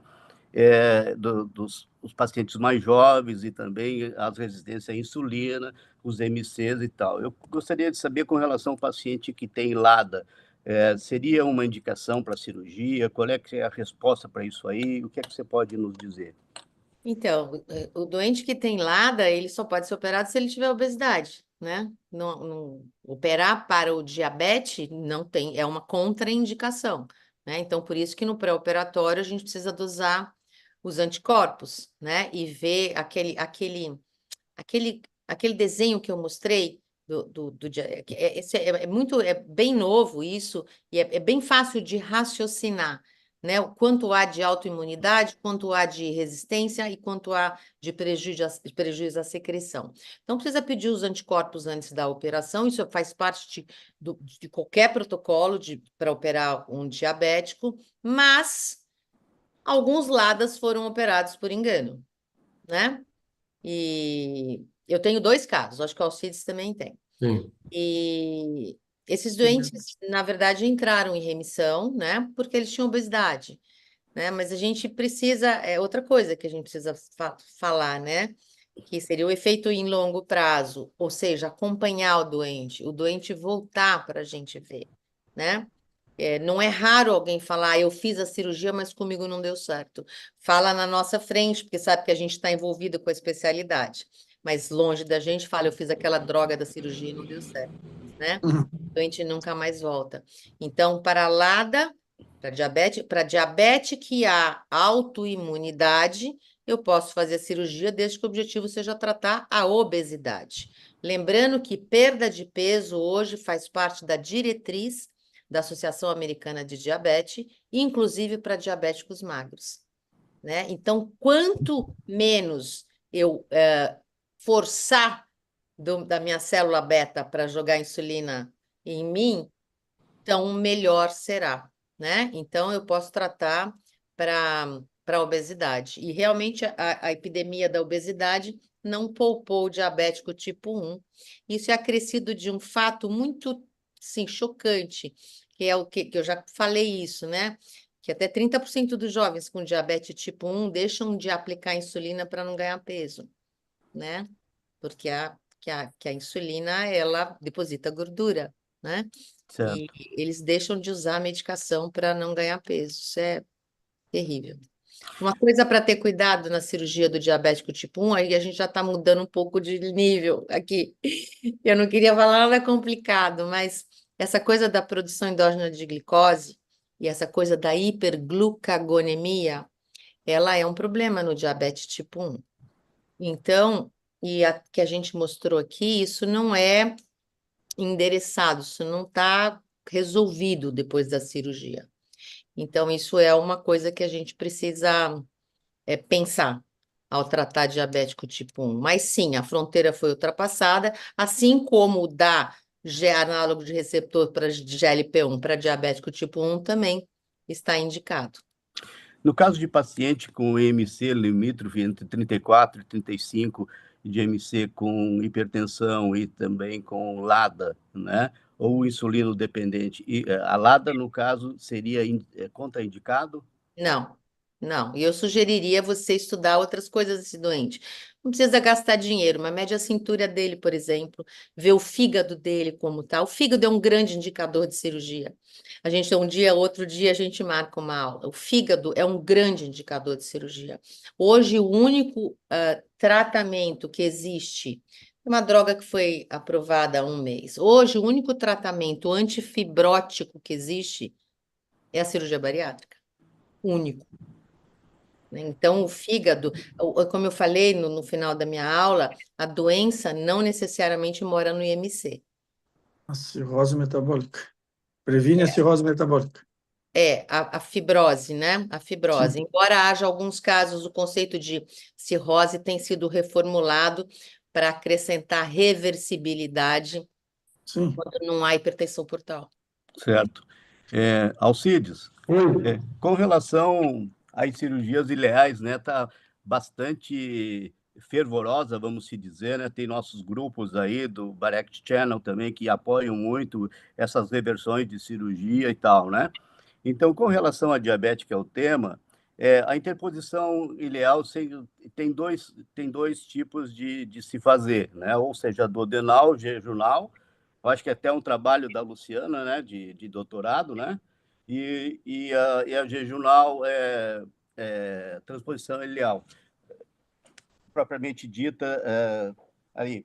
Eu queria saber o seguinte, assim, com relação a esses pacientes, tá, que fazem cirurgia para diabetes com esse IMC tão baixo, de 25, por exemplo, como é que ele fica no pós-operatório? Existe uma perda de peso considerável ou é porque ele é uma cirurgia metabólica e ela faz com que os eixos hormonais se modifiquem e não tenha perda de peso? Como funciona isso? Joia, isso era uma coisa que me preocupava, assim, mas preocupou um pouquinho, bem pouquinho no começo, né? Porque eu já tinha uma experiência grande e eu tenho feito isso aí com muita tranquilidade, sabe? Esses pacientes MSC 24, 25, 27, 29, 30, né? Então, isso aí nós temos aí uma padronização técnica, você também está convidado a vir fazer o curso aí, não agora nesse de maio, daí de agosto vai ter outro, porque a gente tem um padrão técnico em termos de restrição, Joy, para esse paciente a gente faz uma fundectomia. Então, na incisura angular, na pequena curvatura, a gente tem uma medida onde a gente deixa uma ferição, o Nicolas viu, onde eu tiro fundo completo e parte do corpo, né? Com isso, o paciente entra naquela dieta pós-operatória, que o padrão é o mesmo, só que a quantidade é diferente do bypass. A gente faz 100 ml vezes 30 ml no pós-operatório. Então, o primeiro mês, ele perde peso, sabe? Perde aí menos que o bypass, 5% ou 7%. E assim, isso que a Lu falou, eu trabalho com lupa, mas uma lupa bem grande em todos os pacientes que eu faço interposição ileal. Eu tenho uma enfermeira aqui, agora nós estamos levantando todos os casos aí com a equipe da PUC. Tem um colega que vai ter até no BEST também, que é o Zé Faria, que é o responsável pela pós-graduação. Então, nós estamos levantando todos os pacientes e eu digo que todos os pacientes estão lá no mundo. Então, a gente acompanha com lupa, né, criamos grupo do paciente e ficamos em cima desse paciente para dar um suporte nutricional. Eles perdem peso, há uma perda de peso, mas não é uma perda de peso. Então, o paciente tem 80 quilos, 1,75 m, ele vai chegar nos 68, 65, ele fica mais magro, já explica a família, ó, vai ficar magro. Quanto mais magro, parece que a redução, a resolução do diabetes é melhor. Ele é orientado nisso, não só por mim, mas pela enfermeira, pela psicóloga, pela nutricionista, né, pela nossa equipe toda, que ele vai emagrecer, e depois ele começa a ganhar peso, sabe? Lá para o quarto mês, quinto mês, ele diminui a perda de peso e começa a ganhar peso e ele vai ser magro, né? Então, nós temos o caso mais clássico, até o Nicolas estava aqui, o Orlando apresentou o caso do Romário, o Orlando apresentou o caso do Romário inteiro. O Romário tinha 1,68 m, a paciente da Lu, né, Lu? 1,68 m, eu tinha, né, no 67, né? 69 Tinha quilos. 31 de MC. 31, mas era musculoso, É né? musculoso. E ele perdeu muito peso, Joy. Depois ele ganhou, né? Voltou até a jogar futebol, né? Então, mas veja, aí ele perdeu o peso e voltou. Então é mais ou menos esse padrão que a gente tem dele perder. Mas o importante, Joy, é explicar. Veja, nós vamos ter aí uma remissão do teu diabetes. Você vai continuar tomando medicação, mas nós vamos controlar a evolução das doenças graves, das doenças fatais, das doenças mutilantes. 1. 2, você precisa depois de acompanhamento, né? Você vai ter um acompanhamento clínico, os casos que tem qualquer problema maior, eu encaminho para o Luciano, que acompanha, ou você vai estar aqui com a gente, a nossa equipe. 3, a gente vai estar sempre monitorando você, entendeu? 4, precisa, eu faço suplementação nutricional, né? Geralmente nós temos uma equipe aqui grande, trabalha comigo há muitos anos, já está muito azeitada, que faz a busca desses pacientes. E assim, o que nos parece, Joy, é que o paciente do diabetes, você pode até me falar isso, ele. O diabetes ele é mais esclarecido, ele é mais, talvez, entendido, ele é mais envolvido no procedimento que o bariátrico. Não sei se o bariátrico é mais antigo, não sei se o paciente bariátrico é um outro estilo, mas o paciente, primeiro, é um paciente mais diferenciado, tanto intelectualmente como economicamente. Não sei se é no meu consultório, mas assim, então ele que vem aqui, ele é mais claro, ele lê mais, ele acompanha mais, ele é mais frequente na clínica, sabe? Então, eu acho que tudo isso vai para você orientar. Então, se operar, respondendo a tua pergunta, paciente com IMC baixo, não há problema nenhum. Você tem que ter uma ferição da parte gástrica, o desvio da parte intestinal é de 40, 50 centímetros, então não há grandes problemas em relação a isso, né? Eu tenho, por regra, nos meus pacientes, depois de 4, 5 anos trabalhando com a interposição, eu meço praticamente todo o intestino, e aí nós podemos fazer de 1 metro, 1,70 m, eu meço todo ele. O Áureo, acho que nós não precisa, eu faço tudo rotina em todos. Eu já fazia isso na rede jornal, para mim não mudou nada, então continuo fazendo, né? Então, com esses mecanismos, você se assegura que o paciente vai ter um suporte nutricional. Então, falar no pré-operatório, ter uma estrutura de apoio, suplementar, resgatar o paciente, entendeu? E ter esses parâmetros anatômicos cirúrgicos para você não ter problema. Eu não tenho nenhum problema, zero problema de nutrição. Eu tenho uma paciente, que eu não sabia quem era, que é do Mourão, a Maria Augusta, que é minha amiga, onde tem uma diarreia, que ela se mantém, às vezes ela se evacua um pouco mais e tal. Os outros, assim, todas as coisas são perfeitamente tratadas clinicamente, né? Então, tem uma paciente que está com a lua agora aí, que tem um quadro de diarreia, mas, assim, nada preocupante perto do que eu vejo com bypass ou perto das situações que eu tive, não vou dizer o nome, de outras cirurgias metabólicas. Eu fiz outras. Eu lá atrás, mais de 20 anos atrás, eu fazia dural switch, não faço mais, já falei isso aí, né, Irani? O Nilton já sabe. Existe a situação do Nilton fazer aquelas medições lá e tudo mais, né? E aí a gente pode discutir sobre isso aí, mas talvez seja uma outra opção do Nilton. Enfim, mas outras cirurgias que eu fiz, eu não me preocupo. Quando eu vejo que o paciente chegou interposicional, eu já abro um sorriso e falo, puta, vem coisa bacana aí, né? Tá bom? Valeu, obrigado. Vamos lá. Assim, ó, não me estendendo, mas com relação às cirurgias ileais, né? Você conhece todas muito bem, inclusive você faz parte de algumas cirurgias. Parte que eu digo, alguma coisa você faz interposição ileal, bipartição, ou SADs, né? SACI. Você tem observado com relação à cirurgia nossa brasileira que os resultados são melhores ou não? Bom, Joy, deixa eu falar assim, o que eu vejo, né? Isso aí é uma experiência própria minha, né? E alguém falou dos grupos, antes você mesmo falou, gente, a gente trabalha com regional há muitos anos, sabe? E toda vez que eu estou fazendo uma regional, sabe, ainda mais a gente vai ficando com o cabelo branco, né? Sei lá, a idade. Fico pensando assim, puta, como é que vai ser daqui 5, 10, 15 anos, sabe, Joy? Entendeu? Esse paciente ele está aqui na mesa, que ele quer perder peso, então eu faço ele perder peso, mas, putz, esse paciente vai arregaçar, sabe, em termos de cálcio, em termos de desnutrição, em termos de controle metabólico, nutricional. Então, assim, nós temos que selecionar, e aqui vários cirurgiões estão aqui, são experientes, para ver o que se pode pensar a médio ou longo prazo nesses pacientes, né? Tudo que se possa imaginar, a gente já fez, de bypass, rebypass, mexendo no estômago, mexendo no intestino, desfiz alça, enfim, né? Eu diria assim para vocês, a gente tem que conversar, bater um papo, né, apresentar nisso aí, né? Eu só acho assim, eu me vejo, né? Tudo que se possa, eu já fiz de todo SAS, SAD, isso aí, bipartição, tem que tomar muito cuidado com o que você vai fazer, entendeu? Então tem que estar embasado cientificamente. Eu sou um cara muito realizado e feliz quando eu faço interposição ileal e quando eu faço interposição geral no jejum, né? Então eu me sinto muito bem, eu não tenho problema. Então, outras técnicas, eu vejo uns grupos aí, desmontei, fiz isso, montei. Eu já fiz muita coisa assim, né? E a ideia é não prejudicar o paciente, entendeu, Joy? O desafio cirúrgico, né? Eu gosto de operar agora. Ih, sumiu ele. Caiu a bateria dele, certo? De tanto que ele está falando, graças a gente tem mais Deus. 10 a 15 minutos. Pelo amor de Deus, gente. 9 horas da noite. É verdade. Luciana, só mais uma perguntinha, apesar das 9 horas. Esses pacientes que têm IMC baixo, a reposição vitamínico proteico é semelhante aos pacientes? Igualzinha. Tem nada a ver com igualzinha. E outra coisa importante que assim essa geração Ozempic, Wegovy, Mounjaro, blá, blá, blá, blá, é uma coisa, eu não botei isso. Isso é mais uma qualidade da cirurgia. Veja, o índice de sarcopenia é muito mais depois. Alcides, bota no mudo aí, meu filho, seu telefone. É muito maior depois do remédio do que depois da cirurgia, sabe? Foi feito um estudo agora. E esse é um problema também emergente. Então, pela primeira vez, eles começam a falar, né? As pessoas importantes que estão envolvidas com o desenvolvimento desses remédios, tem um que, inclusive, está envolvido com a descoberta do GLP-1, que é um canadense, Daniel Drucker, uma pessoa muito inteligente, estuda muito.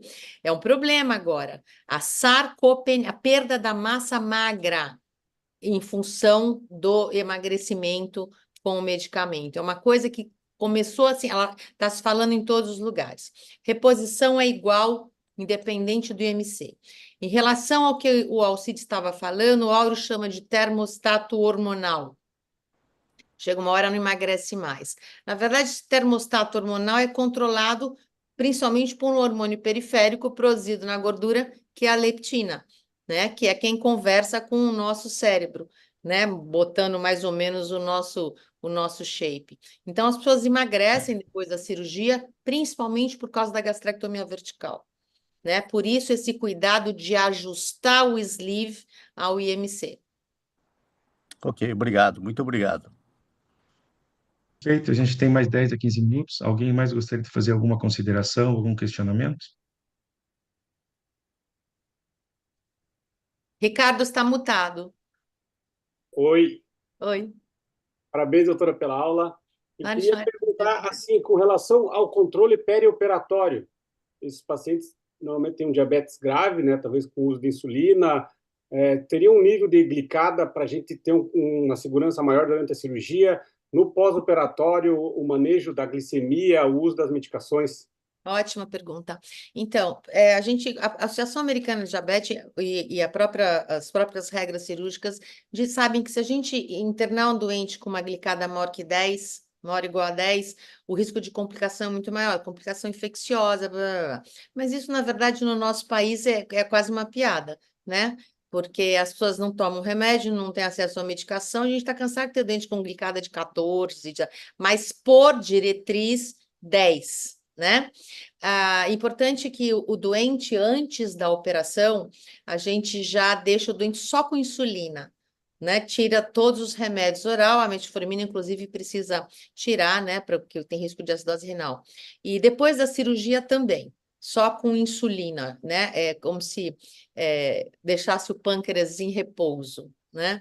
E só insulina antes e só insulina depois.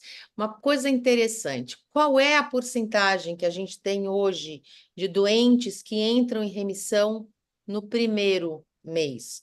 Muitos saem do hospital em remissão. 45%. É muito, gente.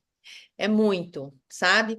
Isso não existe depois de cirurgia tipo bypass. Na verdade, cirurgia tipo bypass, livre nem pensar, né? Mas a cirurgia tipo bypass, você normalmente vai precisar de 3, 4 meses. Você precisa da perda de peso, tá? Isso é claro que o mecanismo tem que ser diferente, né? Não é igual. Em relação à cirurgia que tem muita gente fazendo, que é bipartição, eu não sei. Eu não sei como é, mesmo porque eu não sei se pessoas sem obesidade estão sendo operadas. Mas insulina antes, insulina depois.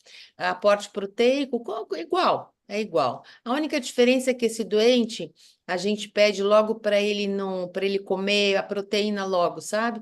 Porque se ele quiser começar a comer verdura, essas coisas, a hora que a comida bate no ilho, acabou. Ele não tem fome alguma, né? Ele tem um ileal break violento, né? Uma saciedade grande. Então, a gente pede para ele começar pelo que ele gosta, sabe? Acho que é a grande diferença. A restrição é diferente, sabe? É uma restrição funcional, não é mecânica. Deixa eu complementar aqui, Ricardo, só na parte cirúrgica. É bom vocês virem para esse lado, entender o diabético não obeso, que é um pouco diferente. Essa ideia da glicada que a Lu está falando, mais ou menos como a gente começou lá atrás da vesícula, lembra a vesícula? Só opera pólipo de vesícula e só opera a vesícula sem inflamação. Pô, passou, sei lá, um ano, estava operando gangrena, miríase, operando de tudo, entendeu? Né? Então as coisas vão se sobrepondo a muita gente que só tem essa parte teórica e não tem prática. Claro que a ideia é que a glicada, quanto mais baixo, melhor, infecção, etc, etc. Tá? Nós discutimos sempre os casos, eu, Aura, a Luciana, sempre estão conectados, todos estão convidados a discutir caso com a gente.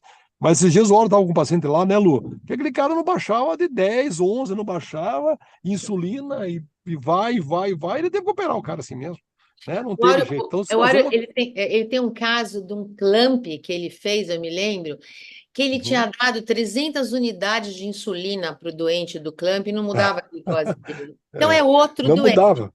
Eu queria falar uma coisa que o Alcides falou agora, que é uma coisa também, que é um conceito que as pessoas estão discutindo muito, que é justamente, eu falei, os ácidos biliares seriam um mecanismo mais em moda hoje, mais perda de peso independente. Pois vejam os senhores, então o ácido biliar é produzido a partir do colesterol no fígado e armazenado na vesícula biliar. Vesícula biliar, todos sabem, é alguma coisa que armazena a bile, não faz mais nada, concordam? Ela é produzida no fígado. Só que existem muitos estudos hoje relacionando a colicistectomia à piora da síndrome metabólica e a piora do diabetes. Olha que interessante. E se vocês quiserem procurar, vocês vão ver trabalhos maravilhosos em revistas importantíssimas. E isso estaria relacionado ao ácido biliar. É interessante isso, né? Porque cálculo na vesícula todo mundo opera, né? Mas não, talvez não seja tão inócuo assim. Além do cara poder fazer uma lesão de via biliar, talvez não seja tão inócuo assim. É uma área muito promissora e muito interessante. Eu acho que nós vamos caminhando junto nessas situações e nós vamos descobrindo, desbravando algumas situações que não tem informação. Nós estamos com formação de bariátrica. Mais uma coisa, Ricardo, esse paciente, o controle rigorosíssimo no transoperatório, sabe? O cara tem que ter um bom anestesista, a manutenção principalmente da função cardíaca desses pacientes, né? Eu, com frequência, mando esses pacientes para UTI. Mas por quê? Putz, eu mando para UTI cardiológico, fica em cima, controle do débito urinário, sabe? Pós-operatório, o destro, o cara 2 horas, paciente grave, no outro paciente, cara 4 horas. O controle de insulina pós-operatório é um paciente diferente, viu, Ricardo? Dá muito mais trabalho. É muito mais gostoso trabalhar, mas assim, tem que botar um time bacana aí, sabe? Põe no pós-operatório, numa enfermaria boa, que a enfermagem fique de olho, né? Põe teu time em cima, porque são pacientes lábeis. Apesar que logo depois do pós-operatório, as coisas parecem que saem daquela ventania, daquele mar brabo, ele começa a controlar melhor, né? Fica de olho na parte hemodinâmica, a parte clínica, mas isso que a Lu falou, é impressionante a melhora da glicemia. Já há um controle melhor, mas clinicamente esses pacientes geralmente vêm graves, né? Às vezes não são subinvestigados. Então, o fato de pedir essas angiotomo coronária aí que eu tenho pedido também de rotina, nos surpreende. Então, é esse cuidado. Depois ele vai para casa, quando ele vai para casa a coisa é mais tranquila, né? Eu faço Clexane de 12, às vezes 20 dias pós-operatório, eu não economizo o anticoagulante para eles aí, não. O Clexane não, o anticoagulante, né, subcutâneo.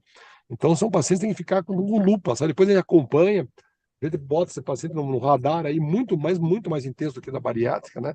Então é um pouco diferente da nossa rotina bariátrica, tá? Pessoal, acho que a gente aproveitou bem a nossa reunião aí, aprendeu bastante, e pelo adiantado da hora a gente pode encerrar por aqui. O que vocês acham? Alguém quer fazer mais alguma consideração? Eu queria fazer só uma observação. Eu queria reunir os endócrinos aqui em Criciúma, chamar a doutora Luciane e ela iniciar uma palestra dizendo que a cirurgia é mais eficaz que qualquer medicação. Queria, Pode doutora. Você vai chamar. arranjar inimigos, né? Eu queria Pode isso. chamar. Ela fala e vai embora, você fica. Ela vai embora e fica. Não, eu nada, se me der vinho, eu fico também. Vai ter vinho. Aqui é terra do vinho, tem Uruçanga aqui do lado. Então, pronto. Nicolas, é contigo, Nicolas. Vamos programar. Vamos programar, a cidade né? aqui é boa, doutora. A cidade é boa, acolhedora. Felipe, Tá bom, eu tive parabéns, uma obrigado aí experiência. Doutor Nicolau. obrigado pelo convite aí. o Marcos Túlio não está aí para participar também? Tô Marcos aqui Túlio. sim. O Marcos está ali. Não, Marcos Túlio. tinha muita coisa para falar, né, doutor Nicolau? Eu só queria falar uma frasezinha aqui bem rápida, que teve uma aula, né, na pós-graduação do CBCD ano passado, que o Nassif chegou e ele comentou, olha, eu vindo para cá encontrei com o doutor João Batista Marquezine e ele mandou dar um recado pro pessoal. 2 coisas. Primeiro, vai acabar a cirurgia bariátrica. Né? Ou seja, não aprendam a fazer cirurgia bariátrica, aprendam a fazer gastrectomia para câncer, que vai voltar com força total, né, a gastrectomia. Então, isso é uma coisa que a gente pode pensar depois, até para quando a gente fala dessas novas técnicas ali emergentes, tanto para tratamento da obesidade como para o diabetes. Mas eu queria mas é outro assunto. Só para concluir aqui, Felipe, 2 perguntinhas, se é possível em resposta rápida, que tem aluno e tem residente assistindo essa aula.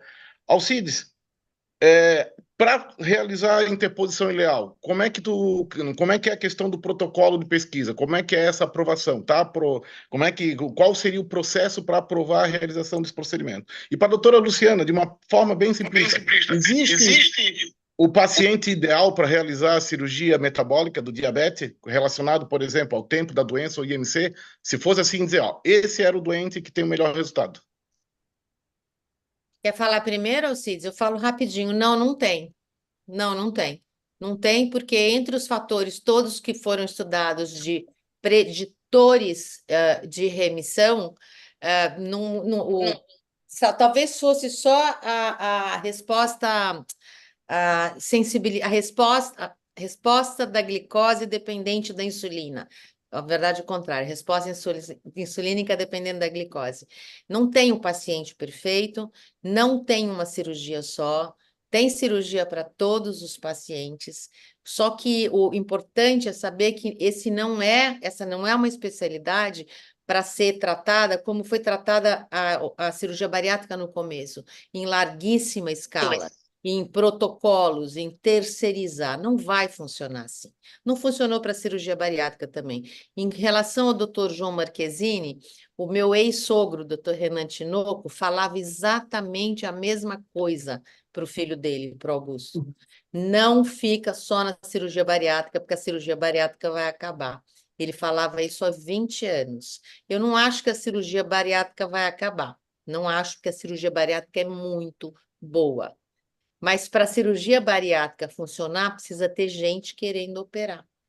E enquanto nós só estivermos fazendo propaganda de complicações e estivermos anunciando reoperação com a mesma incidência que a gente anuncia operação, não vai aumentar doente. Não vai. Às vezes eu vejo as pessoas no Instagram fazendo Instagram de reoperação. Eu falo, gente, sabe que o cara não está entendendo que ele está espantando o doente? Como assim? Ele anuncia a operação e já anuncia a reoperação. Quer dizer, o meu tratamento não deu certo? Em vez de falar que é uma doença crônica, parou de tratar, lá volta, sabe? Então eu acho isso. Desculpa. Alcides, vai lá. Tá escutando? Tá escutando? Sim.